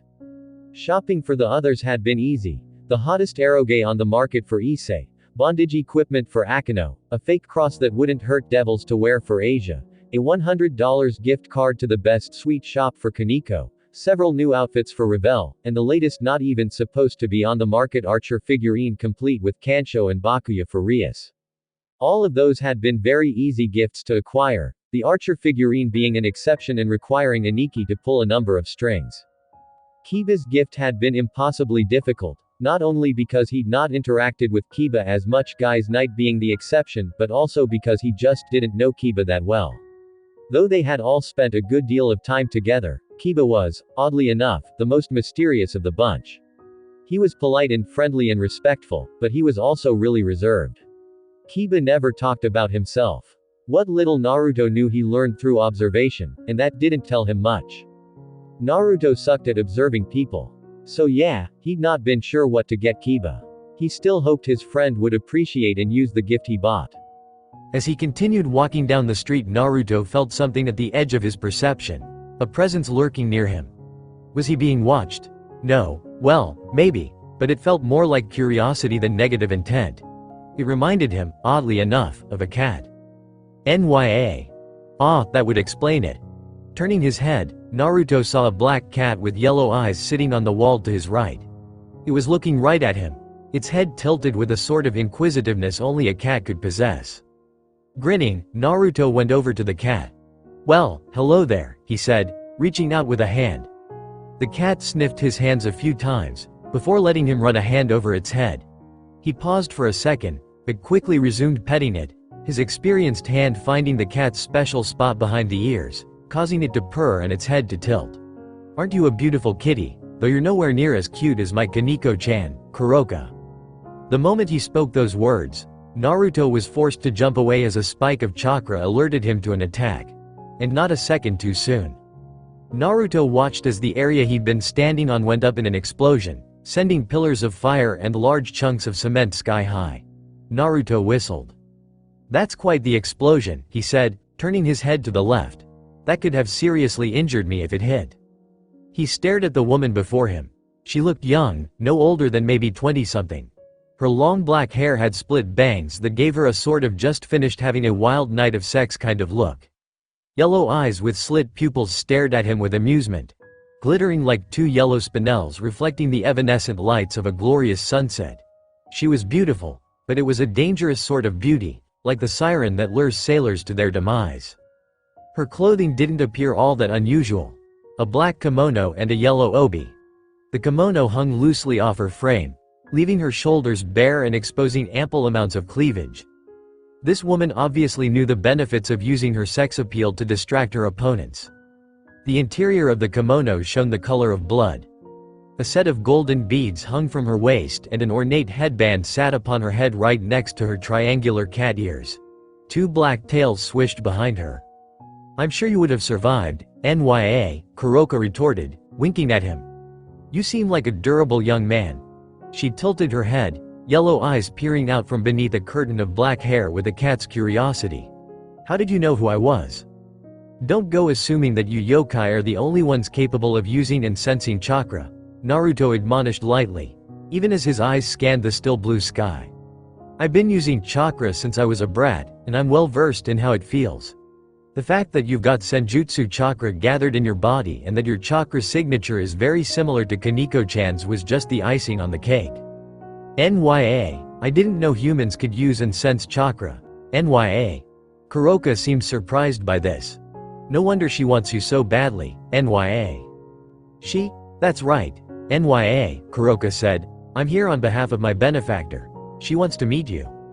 This benefactor of yours has a really odd way of asking to meet people. Then, Naruto countered. You show up unannounced and almost take me out with an explosion. NYA, that's just because you surprised me. I didn't expect you to know who I was, NYA. And the barrier? Naruto asked. If this was just a friendly invitation, why separate this space from the rest of the world? Oh, so you noticed the barrier I put up? Kuroka looked impressed. I hadn't realized you were so good at sensing the fluctuations in my chakra. In either case, you shouldn't worry about the barrier. I simply put it up so that we wouldn't be interrupted. We're in a very public location, you know, and it wouldn't be very good if some human stumbled on us while we were talking. Her words rang true. It would indeed be troublesome if a human stumbled on two non-human entities in the middle of a conversation. Or a battle. Yet he also knew the other reason she had put the barrier up, the unspoken one. It would be a shame if his friends felt the spikes of energy and came to investigate, which implied this was a conversation she meant for his ears alone. Which consequently implied it would probably be something that could potentially harm Rias and the others. Naruto gave Kuroka a cold smile. You can tell your benefactor that if she wants to meet me, she can damn well come here and meet me herself. I don't deal with middlemen. Kuroka's smile turned vicious. Now that's a shame, NYA. I was told to bring you to her using any means necessary, including force. Naruto's body tensed when Kuroka released a thin, mist-like substance. He could feel the unnaturalness of it. He didn't know what this mist did, but it could not be anything good. A strong gust of wind blew from Naruto's body as he released wind-natured chakra from his pores. The intense burst forced the mist away and caused it to dissipate before ever reaching him. Kuroka's eyes lit up with interest. You can use nature transformation. She appraised him again, as if seeing him in a whole new light. What else can you do, NYA? Naruto relaxed his body, muscles loosening, fingers flexing and knees bending as he danced lightly on the balls of his feet. He raised a hand and gestured for her to come at him, smiling confidently. Why don't you come over here and find out? Ho ho. Look at that. NYA. Such confidence. Kuroka, eyes half-lidded and a smile of pure sensualism on her face, winked. I like that in a man. Very well then, show me what you've got, tough guy, NYA. Naruto jumped out of the way as Kuroka disappeared within a burst of speed. She was even faster than Kiba. Seconds after she vanished, the ground he'd been standing on exploded as her heels smashed into the cement. Landing on the ground several meters away, Naruto placed his left hand on the surface, fingers splayed. A second later Kuroka moved into a series of backflips as chains broke through the cement and shot at her, attempting to tangle her up. How kinky, NYA, Kuroka said, I didn't know you were into that kind of stuff. I'm not really into the S&M scene, Naruto admitted. That's more a Kano Oni-san style, but I have been thinking about using these with Rias during our bedroom play. He paused, cupping a hand to his chin. Thinking on it, maybe we can find some use for this when we're role-playing. That actually sounded like a very good idea. They could do something like Gilgamesh capturing Saber and Shiro coming to rescue her. Or maybe Rin getting captured by Shinji and her getting rescued by Archer, since Rias seemed to like Archer better than Shiro. He would have to think about this more once he beat Kaneko-chan's sister. She came at him again, faster this time. Naruto reacted with nothing more than instinct. His body moved to the left, feet shuffling along the ground. He dodged her strike, a double palm thrust to the chest, and then countered with a high kick that she pillowed with her left forearm before pushing his leg wide and hitting him in the nose quicker than he could react. Naruto was sent flying backwards to hit a wall where then disappeared in a burst of smoke, a log appearing in his place. What sort of jutsu is this? Kuroka wondered out loud, turning her head. Naruto stood behind her, crouched down on the wall like some kind of jungle cat readying to pounce on his prey. Substitution jutsu, Naruto answered. I simply replaced myself with a log seconds before you hit me. What an interesting technique, NYA. Kuroka tilted her head. And where did you get the log? No one knows where the log comes from, Naruto answered in a solemn tone. Neither do we question it, for the log merely is, and it is the duty of those under the protection of the log to give thanks for its blessing, nothing more. Kuroka blinked, and in that time Naruto shoved himself off the wall and shot forward like a cannonball. The black-haired Neko jumped out of the way just in time to avoid getting a face full of Rasengan, which hit the ground instead. Naruto burst from within the expanding smokescreen his jutsu created and chased after Kuroka. The woman in question raised her hands and shot what appeared to be magic bullets from her palm. 6 bullets came at him and Naruto went low, getting onto his knees and sliding under the attack. He came back up and thrust out his hand from which another chain emerged and shot forward. It was avoided, but he yanked on the chain and it flew back to strike Kuroka in the back of the head. Or so he thought. Genjutsu, Naruto muttered as Kuroka disappeared. He clicked his tongue. He hated genjutsu.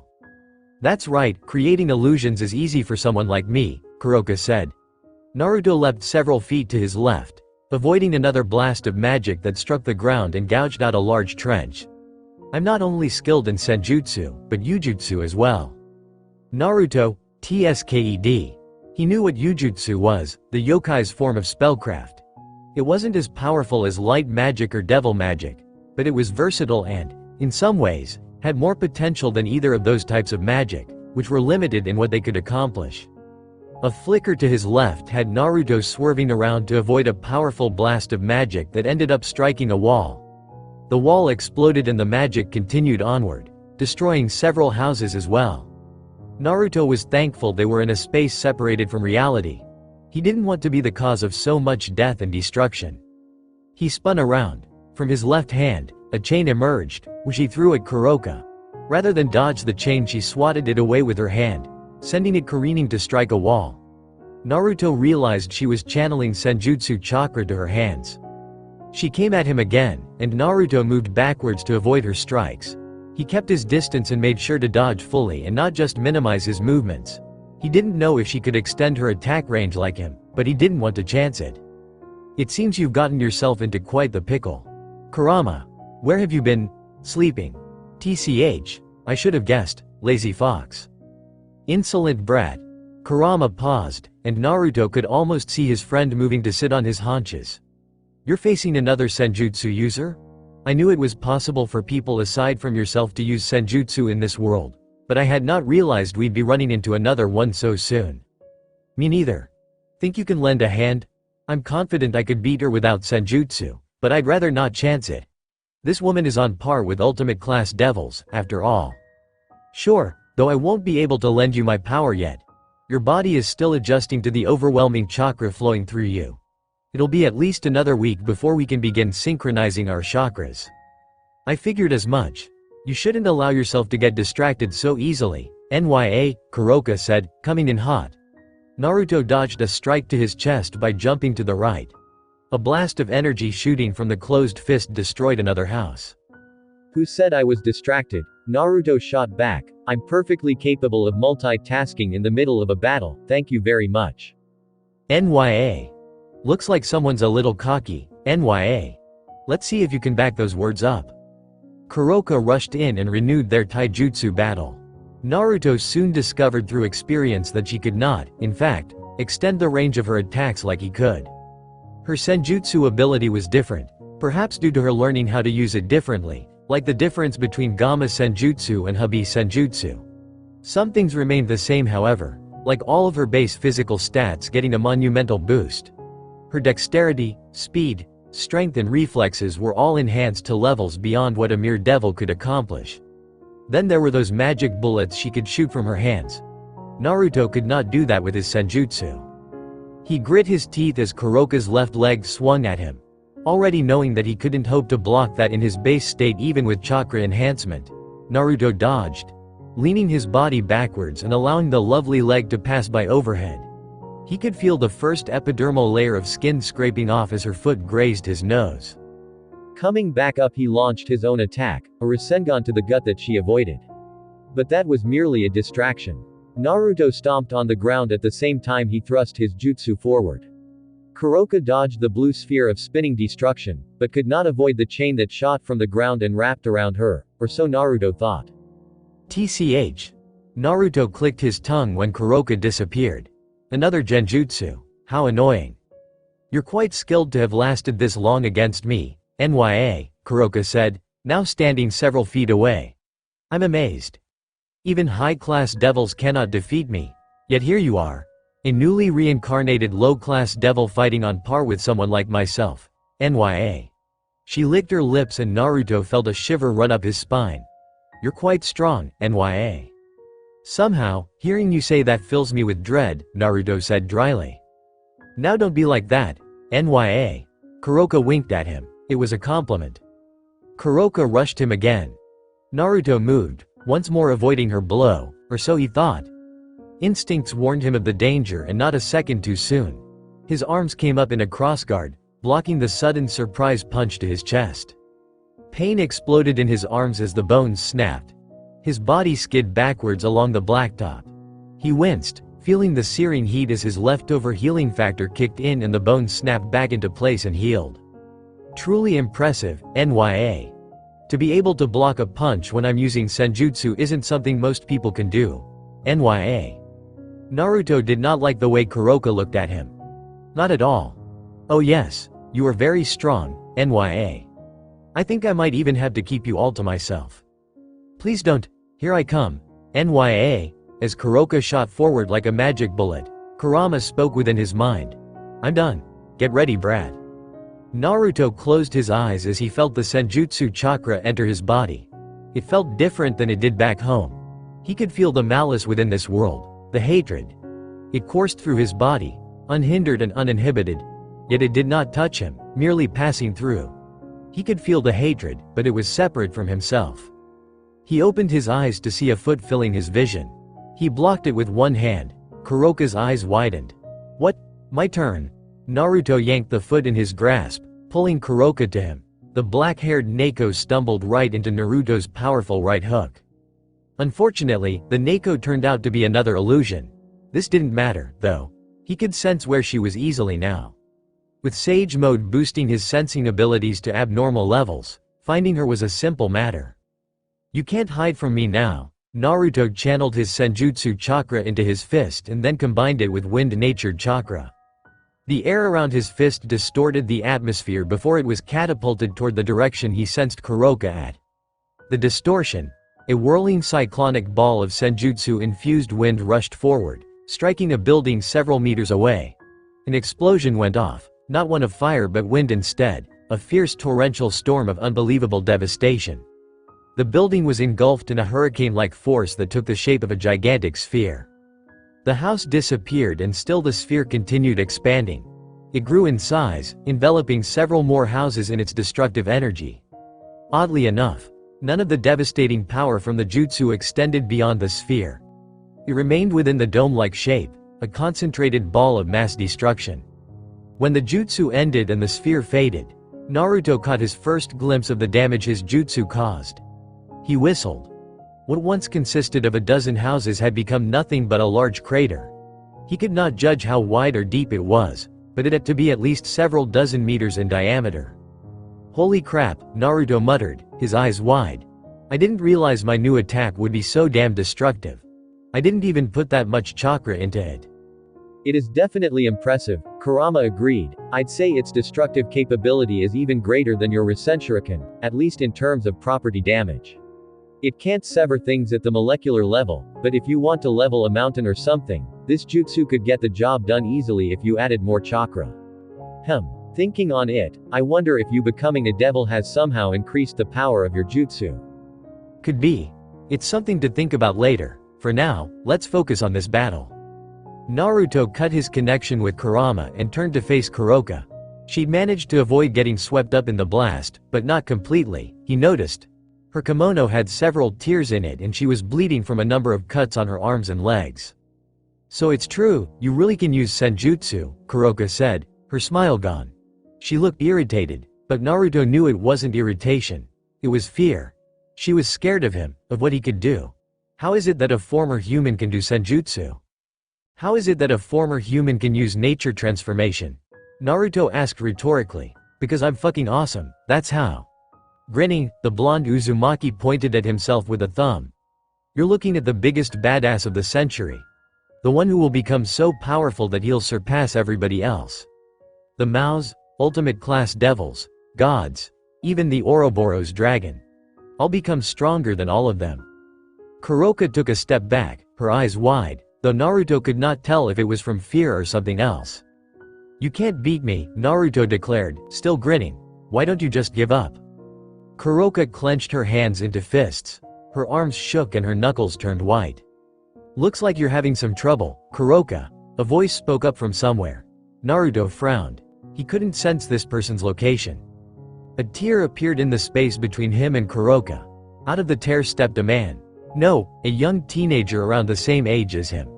He wore spectacles and his blonde hair was neatly combed to one side. He wore a business suit that looked quite dapper on him. The sword in his hand gave off a strong aura of dread. A holy sword, Naruto realized. And a powerful one at that. There was another sword on his back. It also gave off the feel of a holy sword. This could be trouble. Arthur, what are you doing here? Kuroka sounded surprised. So this person's name was Arthur? Good to know. You were taking too long bringing back our guest. Arthur spoke in a voice that reminded Naruto of a gentlemanly knight. Sort of like Kiba. But the accent was different. I came to see what the problem was. He turned to face Naruto, who tensed. I didn't expect you to have so much trouble defeating a reincarnated devil. Kuroka looked a bit put out. She crossed her arms under her chest. He's stronger than he looks. I can see that, however, we don't really have time to waste fighting against him, Arthur said. It is only a matter of time before the Gremory group notices that something is wrong. Allow me to deal with this. Naruto forced his body to remain relaxed and ready. He didn't know who this person was, but he could already tell a battle with him would be more difficult than fighting Kuroka, if for no other reason than he possessed two holy swords. If you think for 1 second that I am going with either of you, then you're sorely mistaken. No, Arthur said, his hand reaching behind him and grasping the hilt of the sword on his back. It is you who are mistaken. The sword slid from the sheath and the hair on Naruto's neck stood on end at the power pouring off it. This sword is Excalibur Ruler, one of the 7 holy swords of Excalibur that was created after the original was destroyed. It is the strongest of the 7 and possesses a very unique ability. He pointed the sword at Naruto and spoke a single word. Kneel. Kneel? Naruto made a face. What the fuck makes you think you are? Naruto's eyes widened as he suddenly found his body moving without his control. His legs shook and his mind rebelled as he struggled against the order. Yet no matter how much he fought, his body didn't obey, and he soon found himself being forced to kneel. Impressive, Arthur said, sounding genuinely impressed. That you can even try to struggle against my command is admirable. However, it's useless. None can defy the power of Excalibur ruler. The ultimate Excalibur whose power grants me the ability to control anyone I wish. Even ultimate class devils can do nothing but submit to my command. Naruto grit his teeth as he continued to fight, his head tilted toward the ground, shadows hiding his eyes, fists clenched. Arthur walked up to him, stopping only when he was less than a foot away. Now then, you will be coming with us. Omake. Guys' night out. It had become something of a regular occurrence with them. Every Wednesday night, the men of Rias's peerage would hit the town. Men needed the occasional night away from the women in their life. Too much estrogen would turn them into sissies, and neither Naruto, Isay or Kiba wanted to become sissified. That night they decided to hit up a karaoke bar. Otoko ni ha yaranaki and naranai toki ga aru. Taitoba fun ga yararita toki sa koitsu ga inakucha hajimaranai. Dakara or ga osumasu de king of Kabaoru. It was a mistake at least 2 of their members were beginning to regret. Sor ga otoko no hanamaiki. Sor ga akuru michi. Hito ha kage no kyaputen to yobu. Captain USOPPU. Isay and Kiba covered their ears as Naruto sang into a microphone, their teeth rattling as the atrocious tones released waves of agony into their eardrums. Antanya Warui ga Warit Morao Zusot sweet demo. Warit Morao Sor Mo Jinsei, Warao ga Kachi Sa. It should be noted that while Naruto was many things, a singer he was not. Otoko ni ha yaranaki and naranai toki ga aru taitoba hokori ga yogosareta toki. Umi no senshi ni ha risapekuto dakara or ha nigerarane. King of Tenon Paama, NGG. Isay groaned as blood poured from his ears, leaking between his fingers. Someone, please, he whimpered. Make it stop.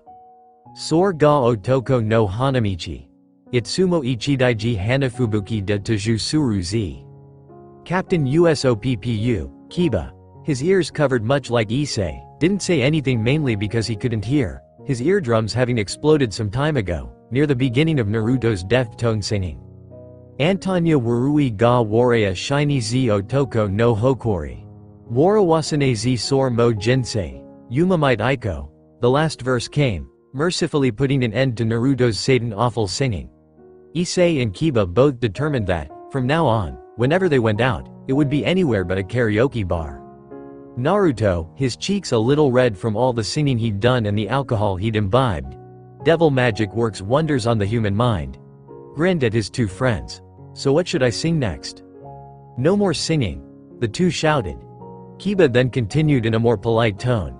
I mean, you've done so much singing and neither Isay nor I have had a turn yet. It just seems a little unfair of you to hog the mic. Yeah, Naruto sighed, I guess so. He perked up a second later. So, which one of you wants to sing next? Kiba and Isay looked at each other, suddenly unsure. Neither really wanted to sing, it just wasn't something they were good at. Well, Isay wouldn't mind, but it was kinda embarrassing, singing in front of others, that is. He didn't know how Naruto could do it, especially because Naruto sucked at singing. Fortunately for them, before either had to make a decision on who would sing first, the door to the room burst open and several dozen girls wearing what looked like nothing but glitter stormed in. There he is, girls. Get him, oh god. No, get away from me. Get away from me. No, no, no. Isay and Kiba mutely watched as the girls swarmed over Naruto like fangirls on Yaoi Dogenshi. They grabbed the boy, lifting him up and carrying him out of the room, the door closing behind them. In the awkward stillness now permeating the room, Kiba and Isay blinked. Well, Isay said, scratching at his cheek with an index finger. I don't know what just happened, but at least this means we won't have to listen to blonde bastard sensei's atrocious singing. Kiba could do nothing but nod in agreement. Chapter 12. Who the hell do you think I am? Arthur and Kuroka watched as Naruto's struggles ceased. His head dropped as if his neck had become boneless, spiky blonde locks swaying forward with the motion to cover his eyes. His hands, which had been gripping the pavement hard enough to leave indents, relaxed along with his shoulders. Arthur smiled. "I see you've finally decided to stop struggling. Wise choice. There is no point in pointlessly fighting against the inevitable. No one can withstand Excalibur ruler. Better to just give up and allow yourself to fall under my command. Now then, come here. It is time for us to leave." Naruto didn't move. Arthur frowned. "I said come here." Naruto still didn't move. "Do you think he's still fighting against Excalibur ruler's ultimate command?" Kuroka asked unsurely, wincing as she rubbed at her left breast where Naruto's fist had bruised her badly. She clearly still remembered how powerful he'd been when they were fighting and wondered if perhaps the blonde could resist even Excalibur ruler. Doubtful. Look at how his muscles have completely relaxed. He's not struggling anymore. And besides, the command of Excalibur ruler is absolute. None can withstand it. Certainly not a mid-class devil. Arthur walked up to Naruto until he stood right in front of the spiky-haired blonde. He looked down at the young devil, frowning. "I believe I've had enough of your impudence." Arthur reached out to grab Naruto by the hair and pull him to his feet. "It's time for you to get up and—" He would never get the chance to finish that sentence as Naruto, reacting quicker than the Excalibur wielder could have anticipated, launched himself from his prone position and slammed his cranium against Arthur's nose, which crunched under the sudden and violent assault. Gah! Stumbling back, Arthur held a hand up to his nose, which was now broken if the blood pouring from it was any indication. Grunting in pain, he cracked the nose back in place and blew the remnants of blood out of his nostrils. Meanwhile, Naruto stood in front of him, staring the two down with a squinty-eyed glare. "Who the hell do you think I am?" Naruto pointed a finger at Arthur. "Listen up, Blondie, because I am only going to say this once. I'm Uzumaki Naruto, the greatest ninja in the entire world and the person who will become the strongest being in the universe. There's no way in hell some weak-ass little sword with the power to control people's minds is going to get the best of me. But if you'd like to try your luck, then be my guest. I'll kick your ass from here to the underworld." "How were you able to escape from Excalibur ruler's hold?" Arthur asked, too flabbergasted by this recent turn of events to be angry about his broken nose. "It shouldn't be possible for someone like you to break free of my sword's ultimate command. Excalibur ruler's ability to subjugate the minds of others is absolute. There is no way some mid-class devil like yourself should be capable of overcoming its power. Don't underestimate me, jerkwad. I've dealt with mind manipulation abilities far stronger than that puny little stick of yours. Compared to the Sharingan and some of the other things that have tried fucking with my mind, your Excalibur ruler is nothing." "Is that so?" Arthur said, not at all pleased by Naruto's insult to Excalibur ruler's power. Glaring at the young man, he slid into a basic two-handed sword stance. "In that case, it looks like we shall need to use force, after all. I should have known it would come to this." Kuroka also slid into a basic fighting stance, though she did not appear as enthusiastic as Arthur. She clearly remembered how Naruto had her on the ropes last time.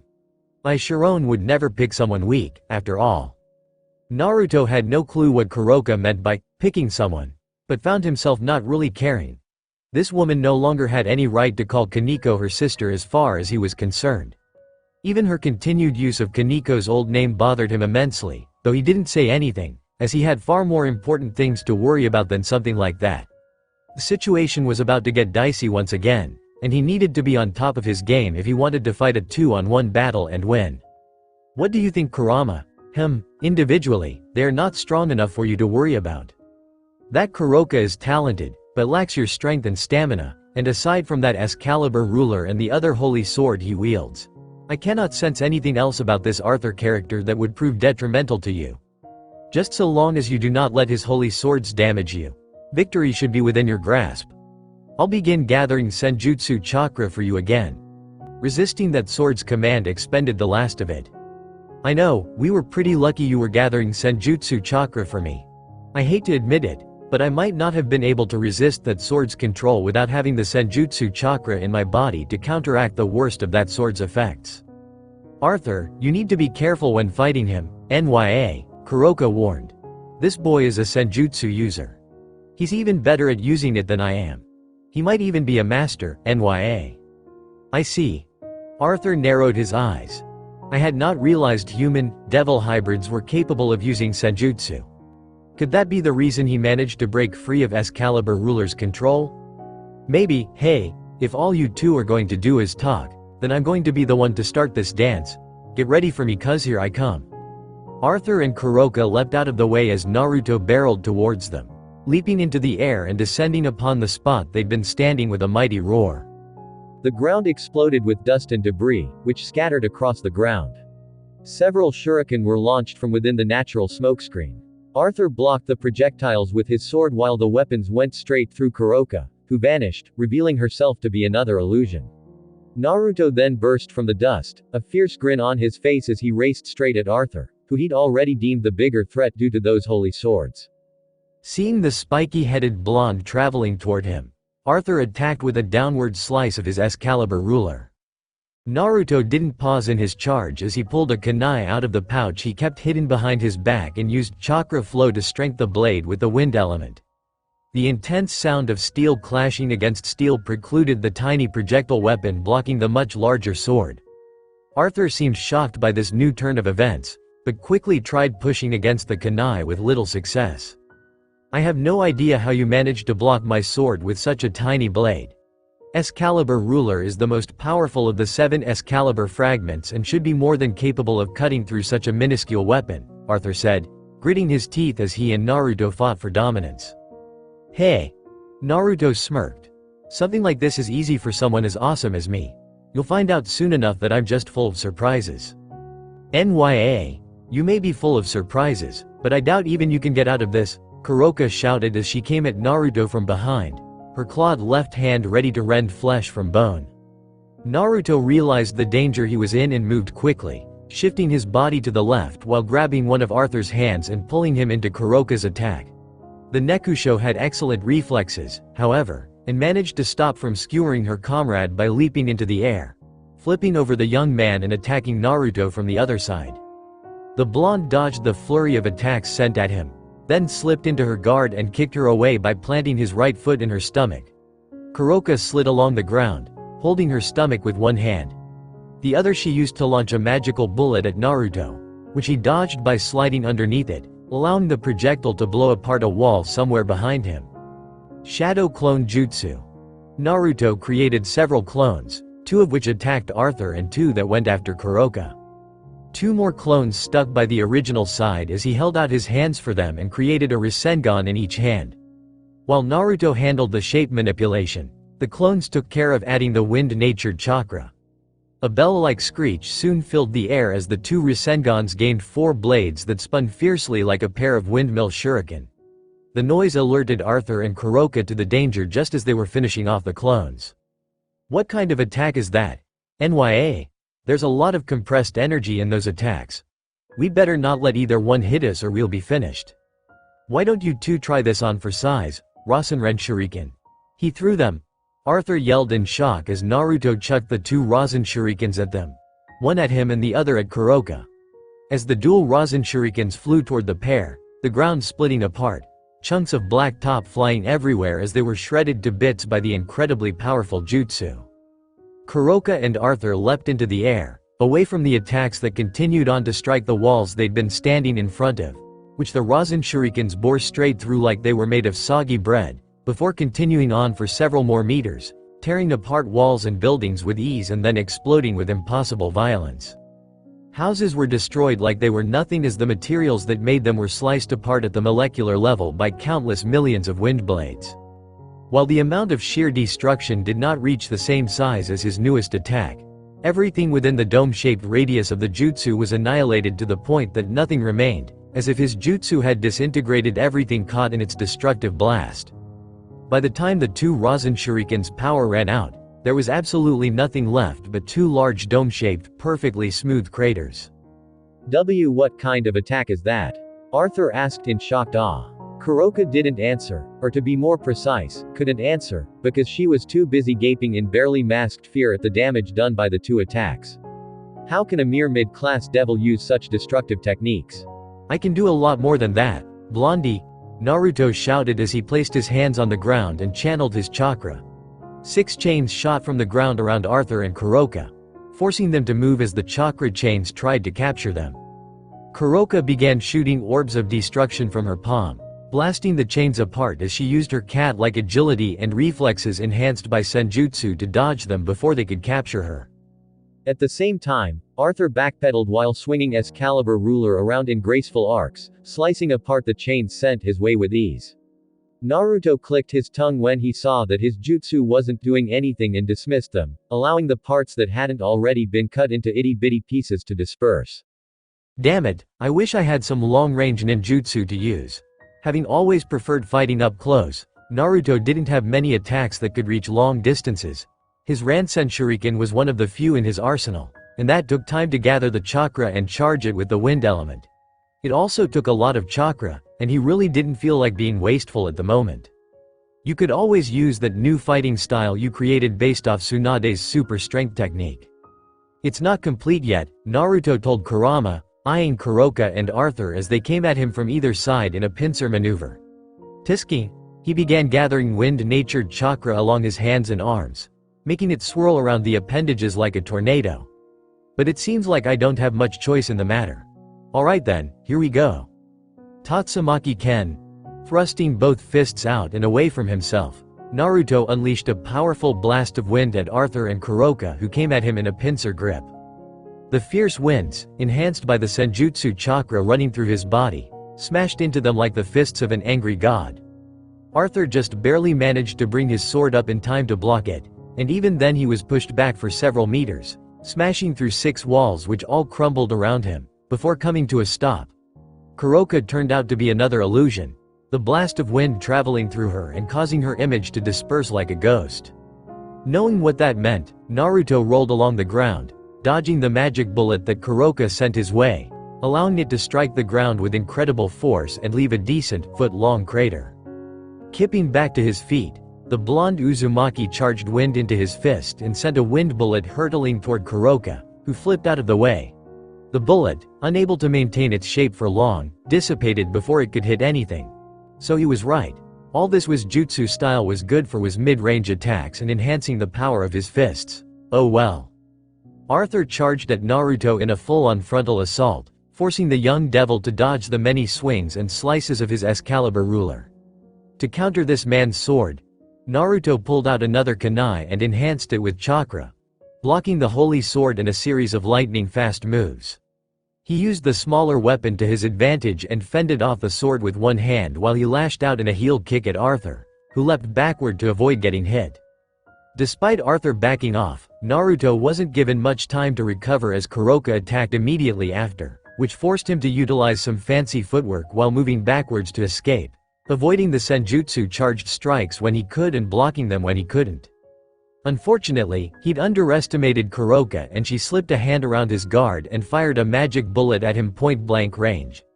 The blonde hissed as he was sent skidding backwards along the ground, his damaged torso steaming as it quickly healed up. "NYA, that healing ability of yours is almost unfair," Kuroka said, pouting. Naruto smirked. "I'm a ninja. We don't care about being unfair. Besides, you two are the ones fighting me 2-on-1. I'd say that you have an even more unfair advantage than I do." "Yes, well, you have proven quite aptly that we cannot attain victory over you unless we team up against you." Arthur stepped up alongside his partner in crime, Excalibur ruler at the ready. "I will admit, I can see why she wants to meet you. Your powers and abilities are most impressive.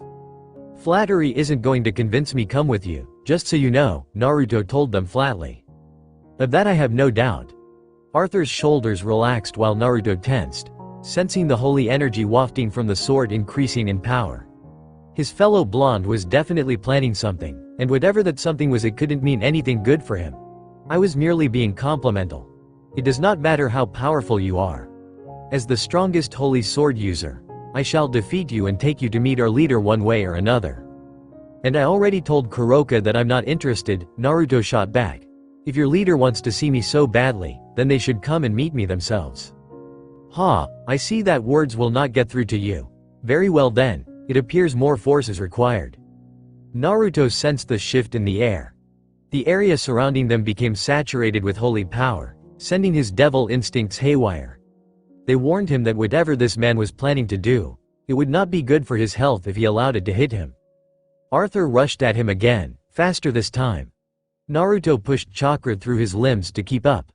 He blocked a strike from Excalibur Ruler, then watched in shock as his chakra-enhanced kunai was sliced through as if it was paper. He jumped back, narrowly avoiding injury by taking several great leaps that put him out of Arthur's attack range. This didn't allow him any reprieve, though, as several magic bullets fired from Kuroka, who'd leapt onto a roof, kept him on the move, weaving around attacks and explosions that saturated the area in fire and dust. Deciding to fight fire with fire, or magic with wind, Naruto channeled more wind-natured chakra into his limbs and began smashing the magic bullets apart with punches and kicks. His chakra, enhanced by the Senjutsu chakra Kurama channeled through him, blasted the bullets to pieces. When the attack ended, Naruto was presented with Arthur already moving in to cut him in half. "The hell? I thought you were trying to take me alive," Naruto shouted as he leapt backwards. He could no longer block Excalibur Ruler with something simple like a chakra-enhanced kunai. His devil powers made his own chakra weak against holy swords, it seemed, so he'd have to avoid Arthur's attacks from now on. How annoying. "We were ordered to take you alive," Arthur said. "However, it has become clear that we cannot capture you without inflicting grievous injury upon your person." Arthur and Kuroka attacked again, and Naruto quickly discovered that the two were not well versed in teamwork. They worked well enough together that they didn't get in each other's way, but they couldn't really work as a team. At most they tried attacking him at the same time or occasionally took turns attacking him to ensure that he never had a moment's rest. It was a decent enough plan. Were Naruto not such a stamina freak, it would have worked well. But he was a stamina freak, and therefore an attack plan like this didn't do much, as it required exhausting the opponent by never letting up, and this plan was more than likely going to exhaust them before he started running out of steam. Not that this meant a whole lot. Their plan of attack might not be exhausting him like they hoped, but he still had to deal with two people who never gave him a break. It was difficult getting an attack in when he was always having to worry about one of them attacking him from behind while the other kept his attention. Good thing he had clones. Naruto made liberal use of the shadow clone and substitution jutsu to escape death via being bisected by Excalibur Ruler. By this stage in his life, he became so talented at those two jutsu that it only took 0.08 seconds to cast both simultaneously, allowing him a near-instant escape from most situations. Unfortunately, Arthur wasn't the only person fighting him, and his other opponent was a Senjutsu user to boot. Kuroka managed to track his movements via the sensing abilities granted to her and fired off several magic bullets, forcing him to repel them using the frog kata he learned from old man Fukasaku. While Naruto dealt with the magic attacks sent his way, Arthur closed the distance and attempted to slice through his waist. Naruto sensed him coming and avoided massive injury by leaping over the horizontal slice and slamming his left heel onto the flat end of the blade, letting it strike the ground and gouge out part of the street. With his path of attack clear, Naruto finally managed to land a solid hit, knocking Arthur upside the head with a powerful Senjutsu-enhanced kick that sent the young man flying backwards to smash through a wall. At that moment, Kuroka came in at Naruto with a series of lightning-fast strikes infused with Senjutsu chakra. Naruto met her attacks head-on, matching her strike for strike, the air becoming displaced with a series of loud booms, like crashing thunder whenever their fists met. Arthur pulled himself from the large hole he'd made in the wall and charged toward them. Kuroka sensed him coming and jumped away at the last minute to allow the holy sword user to strike at Naruto and hopefully end this battle. Too bad for them, Naruto had also sensed him coming, being even more in tune with Senjutsu than the Nekusho, and quickly replaced himself with a clone that got sliced in half. "Arthur, above you." Arthur looked up as the sun was blotted out by the body of a descending Naruto, green wind-natured chakra swirling around his arms like a maelstrom.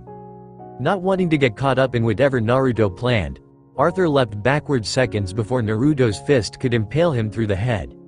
Instead of striking the Excalibur wielder, the fist struck ground, causing the earth to split and crater with a thunderous roar. "This is getting us nowhere," Arthur said as he and Kuroka regrouped. "He isn't tiring down and I can't land a clean hit on him. And my fists aren't damaging him either, NYA, Kuroka added. She'd managed to slip a few blows through Naruto's guard, but they didn't seem to do anything. Like some kind of juggernaut, the blonde-haired devil just took the punches and delivered an even more punishing blow. She actually had a large bruise on her stomach where Naruto had managed to strike her good. "Ha! Did you people really think you'd be able to beat me just because it's 2-on-1? Naruto laughed at the duo and pointed at himself with a thumb. "It doesn't matter if you fight me 2-on-1 or 200-on-1. No one can defeat the great Uzumaki Naruto." "This boy is pretty arrogant," Arthur stated as Naruto made something of a fool of himself. "He's definitely not taking this seriously enough, NYA, Kuroka agreed. "But we haven't been able to land a clean hit on him either. He's incredibly strong." "True enough," her companion said. "I guess that just means we'll need to put a bit more effort into this battle ourselves." Arthur shifted his stance and readied to begin the fight anew. Seeing this, Naruto stopped gloating and grew serious once again. He didn't know what they had planned, but whatever it was, he would break it and show them how stupid they were for going after the person who would become the most powerful devil in the universe. The tension in the air began to thicken as the three had a classic stare down. Naruto glared at his two opponents, who looked ready to come at him again. He could hear his heart hammering in his chest. Adrenaline coursed through his veins, heightening his senses and making him hyper-aware of his surroundings. Perhaps that's why he felt it when two more people entered the barrier that separated this space from the rest of the world before either Arthur or Kuroka did. "It looks like you two are having problems securing your target," a voice said, causing all three to turn and look at the new arrival. A young-looking man with light-colored hair and dressed in some kind of ancient armor that reminded Naruto of an anime Rias had made him watch stood before them. His left hand settled on the shoulder of a very familiar and very scared young woman. Asia Argento. "Asia, N Naruto ni-san." Asia didn't appear to be harmed in any way, but she was definitely scared. Naruto glared at the man who, oddly enough, reminded Naruto of a monkey. Even his chakra felt playful. "I don't know who the hell you are, but unless you want to receive the most epic ass-kicking of all time, you'll let Asia go right this instant." The man just laughed at Naruto like he'd heard something funny, causing the spiky-headed blonde to grit his teeth. "Don't worry, Blondie. I have every intention of letting your friend here go, provided you come with us, of course," he said, adding that caveat at the end. "Oh, and for future reference, my name's Biku.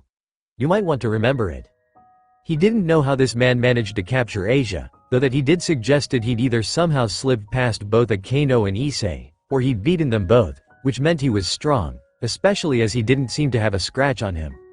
Naruto was in a pickle. On the one hand, he didn't want to go with this people who attacked him without provocation because he refused to meet their leader. Yet he couldn't let them harm Asia. Could he reach that man and snatch Asia from him before he hurt her? He didn't know, but simply gauging him based on power levels alone, Naruto didn't think so.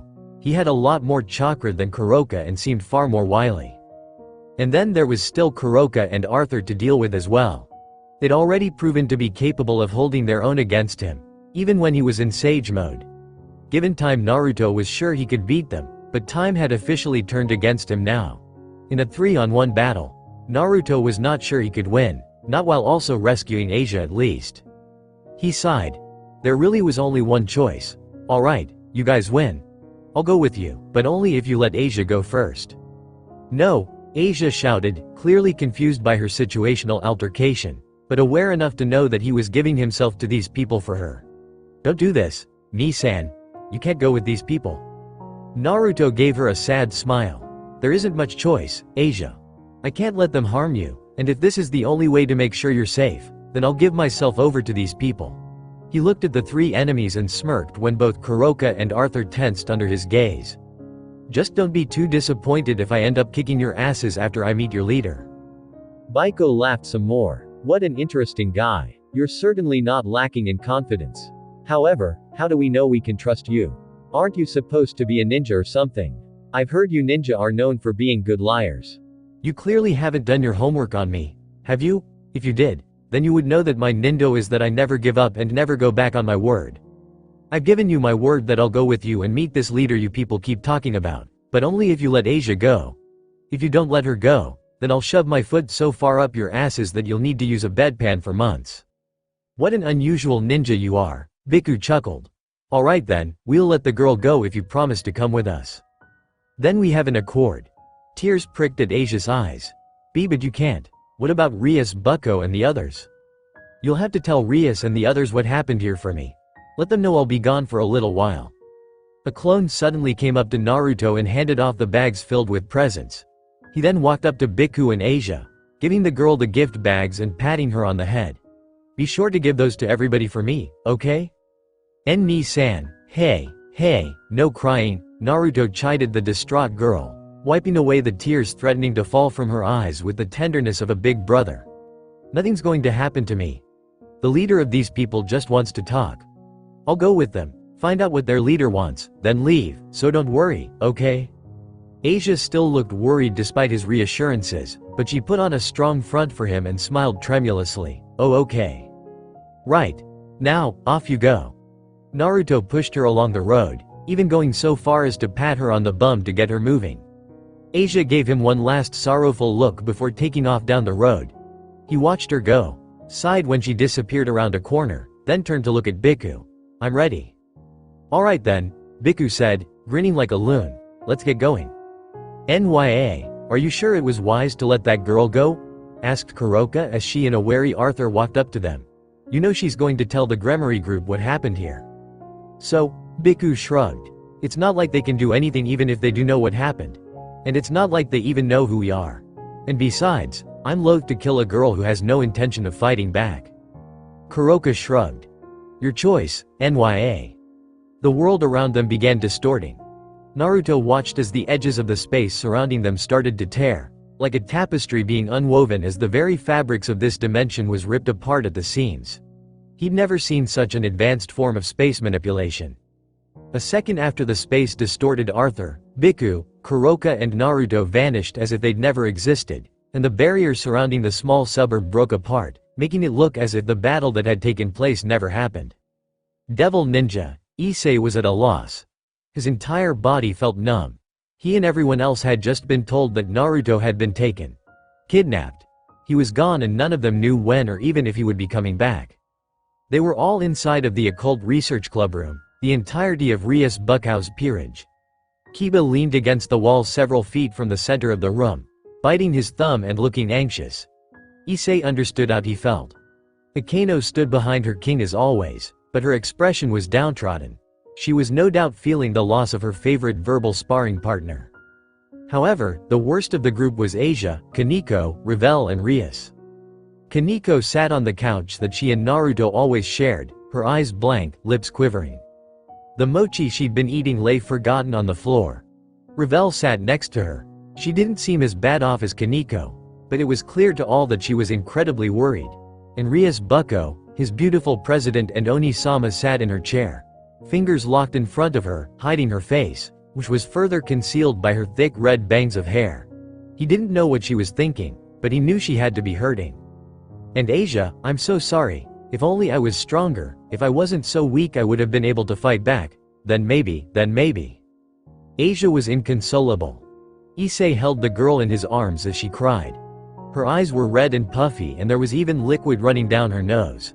He remembered quite clearly when she'd burst into the room just as they were about to have a meeting and told them how Naruto had allowed himself to be taken by a group of suspicious individuals to protect her. Naruto had been taken. The thought sounded so wrong in Isay's head. Naruto taken? What sort of trickery was this? His sensei was strong. He'd never met anyone as strong as Naruto. Even though they were both newly minted devils reincarnated at the same time, Naruto had always seemed so much better than him. Wise and powerful and knowledgeable. He always knew what he was talking about and adapted to the changed circumstances in his life like a fish to water. Isay couldn't imagine someone taking Naruto down. But it had happened. Asia couldn't lie if her life depended on it, and she was so distraught that he and the others were forced to believe her. Isay didn't know what to do in a situation like this. What should he say? Should he tell the others not to worry? That Naruto would never let himself be kidnapped? That he was probably just pretending until he was certain Asia was safe and would come barging through those doors with that large grin on his face?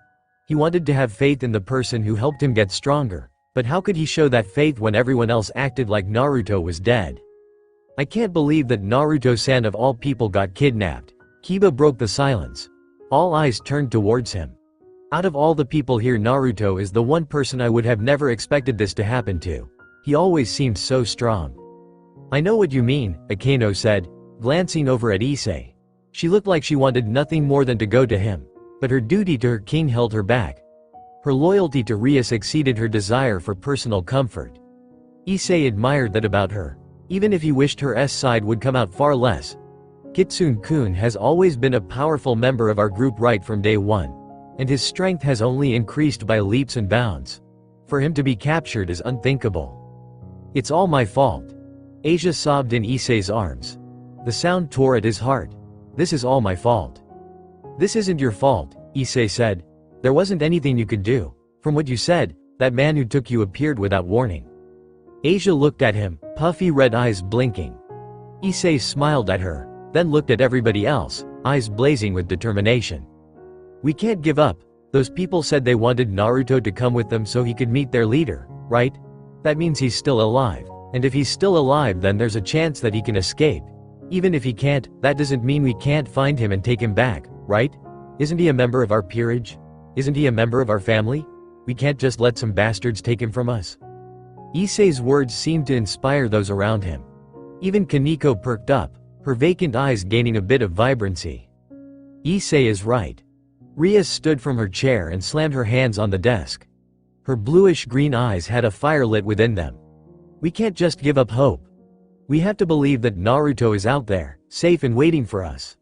I want all of you to begin searching for him with your familiars. We'll find those people who took him, take him back, and make the fools who dared to kidnap a member of my family regret ever being born. Isay felt hope rise within him. He didn't have a familiar, so he couldn't help, but surely with all of the familiars Buckhouse peerage had they would be able to find him. More eyes meant they would have an easier time tracking him down. The familiars would find him, then Isay and the others would rescue him. Simple. He, along with the other members of Buckhouse peerage, stood up and offered her their loudest, "Hi, Bucko." This time it would be Isay's turn to help Naruto.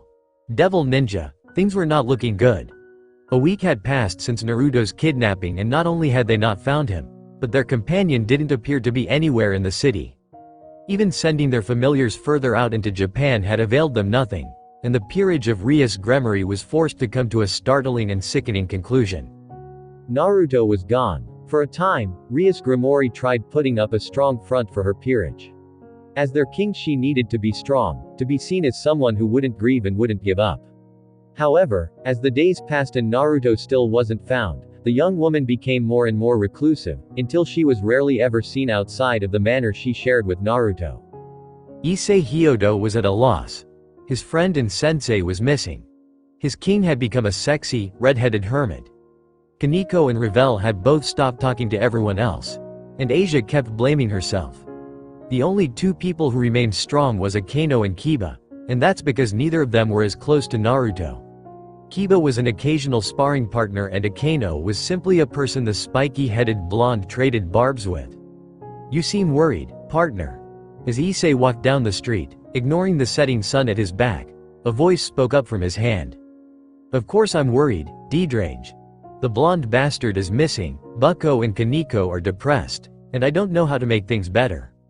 I see, so even you, a person whose lecherous nature surpasses anything that I have ever seen, can think about something other than breasts. Of course I think about things other than breasts. Isay wasn't sure if Dedrage had just complimented him or insulted him.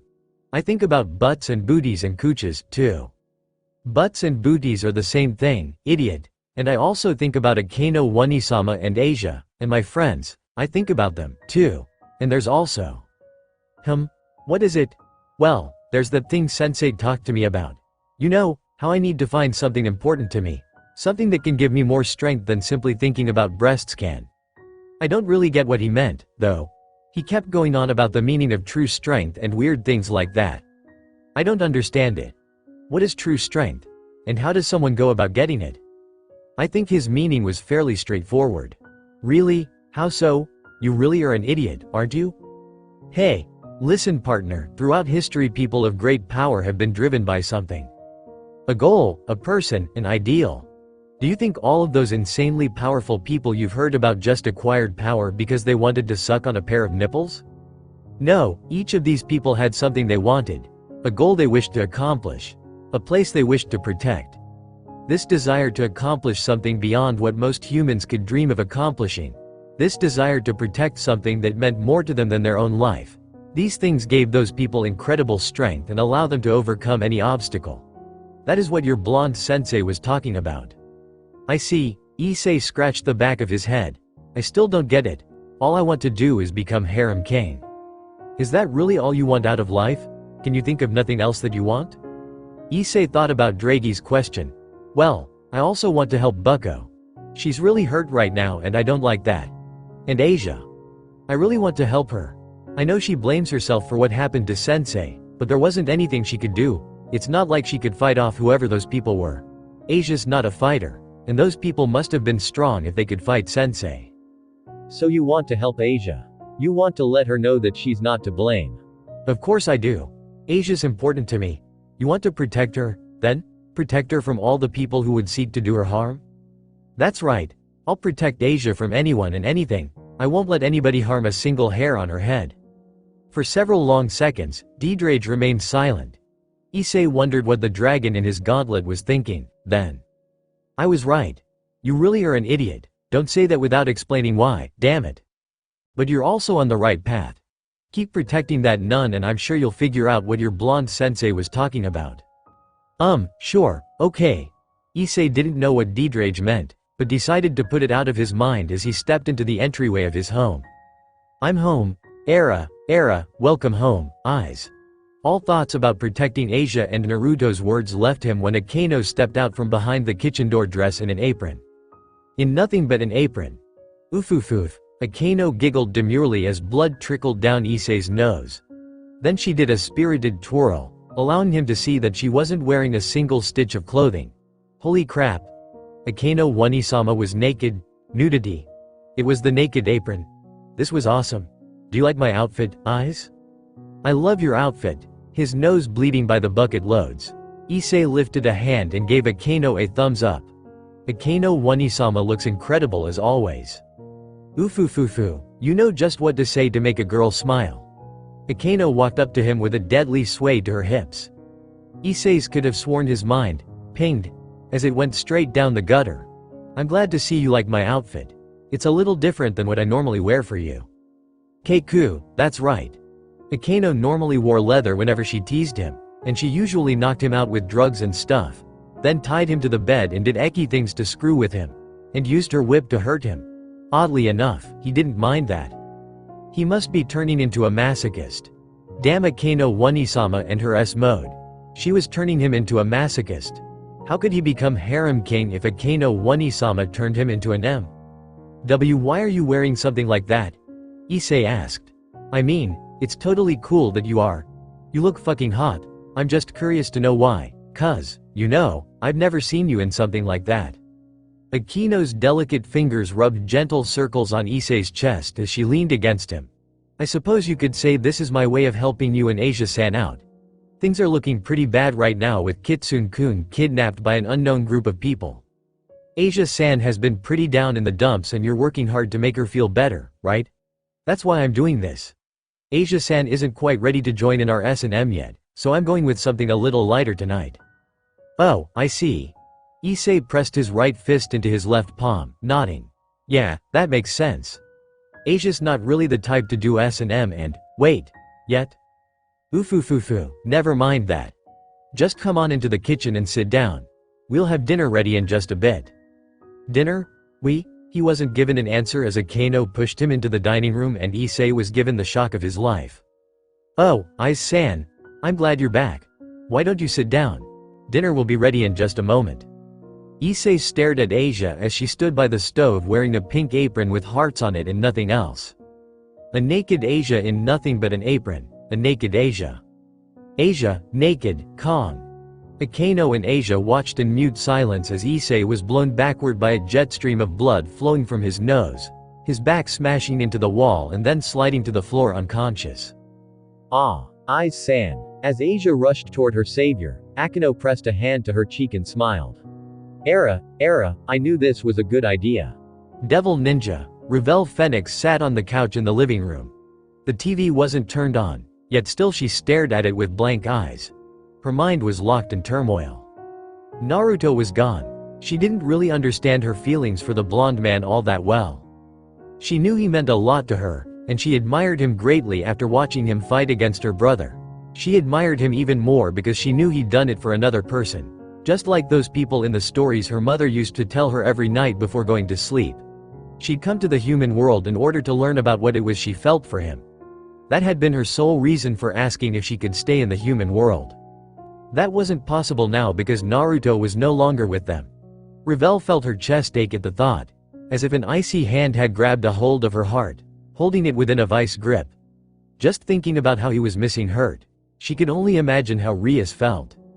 Rias, thinking about the red-haired heiress also caused Revel to feel pretty awful. If she had been hurt by Naruto's disappear, then Rias had been devastated. The redhead had tried putting up a strong front for her peerage, but after a week with no word, not even a hint of his presence, Rias had begun to withdraw. She'd locked herself away in her room and wouldn't come out unless it was to eat, sometimes not even then. It was getting to the point where Revel worried the older devil would waste away. What am I doing here? Revel buried her face in her hands. All I wanted to do was find out how I felt about Naruto-sama. Nothing more. Why does this hurt so much? No one answered her. Not that she expected someone to. For all intents and purposes she was alone in this house. Rias was a non-factor and no one else lived there. She wouldn't be getting any of the answers she sought, not here. Ding dong. The ringing of the doorbell alerted Revel to the presence of someone at the front door. Wondering who it could be, the blonde devil heiress walked to the entrance and opened the door. Hello, can I? Oh, it's you. Yakitori. What do you want? Revel asked flatly as she stared at the little white-haired girl. Kaneko looked about as bad as Revel felt. Her eyes had bags under them and were slightly bloodshot. She'd obviously been having trouble sleeping. I came to see how you and Rias Bucko were doing. Oh, so she was concerned? Revel was surprised. She didn't think this girl would feel concern over her. It wasn't like they were friends. I'm fine. Liar. You can't hide your feelings from me. I can see it in your eyes and feel it by reading your spirit. Revel looked away, scowling, or at least trying to. Don't go looking at my spirit. And what does that even mean? No, you know? Never mind. I don't want to know, and I am fine. It's not like I mean it's not as if I was really close to Naruto-sama. I barely even know him. And yet that does not stop you from feeling worried and missing him. Revel flinched as that strange fist clutching her heart became unbearable. It did hurt to know that Naruto was missing from her life. Ever since she'd met him he'd been nothing but supportive of her. Well, he'd been supportive after thoroughly creeping her out with their first meeting, but after that he'd been nothing but her staunchest supporter. Making sure she was getting along in class, helping put her at ease with his presence and words, and even paying compliments on her cooking and beauty. Now he was gone and all that support she'd been secretly relying on to get through the day had disappeared, and she didn't know what to do. She felt tears sting her eyes but determinedly wiped them away. If you're done pointing out my feelings, perhaps you should just state what you want from me and then leave. What makes you think I want anything from you? Then why are you even talking to me? Revel wasn't sure what sort of answers she'd been expecting from Kaneko, however, head petting was not one of them. It'll be alright, Kaneko said, gently petting her on the head in a manner eerily similar to how Naruto would pet the white-haired girl. Naruto is really strong. I'm sure he's okay, wherever he is. He'll come back to us. So we need to stay strong so that when he does come back, we can greet him with a smile instead of tears. Don't treat me like I'm some kind of dog, Revel muttered, though she did not try to move Kaneko's hand away either. Do you really think Naruto-sama is alright? Yes. There was a certainty in Kaneko's voice that had not been present several days ago. I am sure that he's fine, and I'm sure that he'll come back home eventually. I believe in him, so I know everything will be okay. Revel had to admire Kaneko's certainty, especially since she had been one of those hurt by Naruto's disappearance the most. This girl had clearly done a good deal of soul-searching these past few days, and whatever she had discovered was giving her the strength to carry on. I wish I had your confidence. Once you admit your love for Naruto-senpai, you'll gain the same confidence in him that I have. WWW what? Love? Revel squeaked as her phoenix powers over fire went wild, causing her face to burst into flames in a very literal manner. Kaneko quickly removed her hand to avoid being burned. www. I don't love Naruto-sama. What could possibly make you say something like that? There was no way she could love Naruto-sama. He was just someone that she admired because of his strength and refusal to give up. Even if she did feel something for him, which she didn't, Naruto-sama was dating Rias-sama, and that woman would never let her boyfriend have another woman in his life. Unless that woman was a member of Naruto-sama's peerage. Even if Rias-sama was Naruto-sama's king, even she wouldn't be able to do anything if Naruto-sama decided to take Revel as a member of his peerage. Then she could always remain by Naruto-sama's side. Who knows, he may even take her as a concubine and… No, stop thinking like that, Revel. This isn't why you came here. You only came to ascertain what it was about Naruto-sama that made your heart race. No other reason. You didn't come here to become a member of Naruto-sama's peerage and have him take you as love. Concubine, it would never work out anyway. Naruto-sama is in love with Rias-sama and no one else. While Revel reaffirmed her belief that she was not there to become a part of Naruto's as of yet non-existent peerage, Kaneko gave the blonde girl a blank look. If you don't love Naruto-senpai, then why are you here? It's because, it's political. I'm here for political reasons, nothing else. Kaneko looked at her for several seconds, then shrugged. If you say so. Anyway, is Rias Bucko home? I was hoping to speak with her. Revel was thrown off by the sudden change in topic. Yes, she is. I don't think she's left her room for at least a few hours. More like a few days, but who is counting the time? Okay. Now get out of my way, Yakitori. Who are you calling Yakitori? Devil Ninja. Rias sat on the bed she shared with Naruto, her knees drawn up to her chest as she thought about the young man she loved and how he was no longer there with her. She knew that, as a king, she needed to be strong, but all she could do was lament the loss of her boyfriend. Some part of her felt weak that she couldn't seem to function without him, but the rest just didn't care. Naruto was gone and she didn't see the point in continuing to put on this charade that everything was okay. Everything was not okay, and it wouldn't be until her love was safely in her arms again. A knock came at the door. Rias Bucko, a familiar voice said from the other side. It's Kaneko. Can I come in? Rias didn't answer. She didn't feel like talking to Kaneko, Akano, Revel or anyone else. She just wanted to be left alone. The door rattled for several seconds as Kaneko tried to open it. When the 15-year Nako devil hybrid realized it was locked, she kicked the door down and stepped inside. Bright yellow eyes with slightly black bags underneath them observed their new surroundings. So this is where you and Naruto-senpai sleep? Her rook said. It's really cozy. I'm kinda jealous that you get to sleep in here with Naruto. Rias sighed as she realized her rook wasn't going to leave her alone. Is there something that I can help you with, Kaneko? Kaneko stood in front of Rias and looked down at her, which was a definite change because it was normally Rias looking down at Kaneko due to their height difference.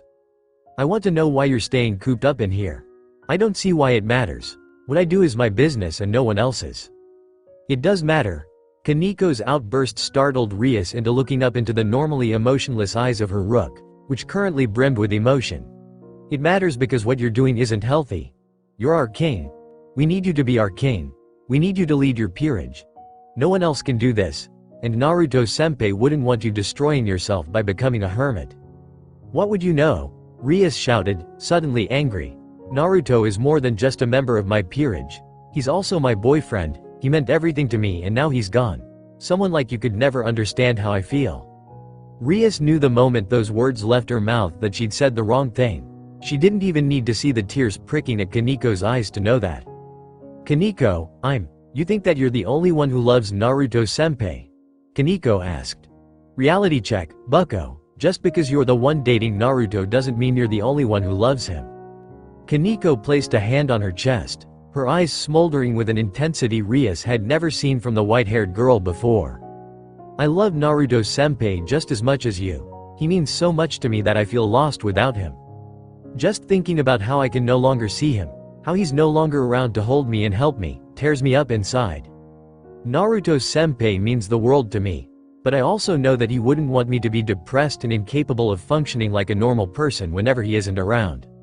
He's been training me to be strong, not just in body but in mind too, and I know it's because he realized that he might not always be around to protect me. It's the same with you, isn't it?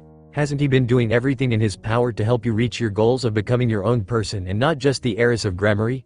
Well, sometimes being your own person also means not relying on others. Rias stared at Kaneko in shock. Had she ever heard her rook speak so passionately before? No, never. In all the time she'd known Kaneko, the young freshman had never spoken like this. It just went to show Rias how much Naruto's influence had changed her.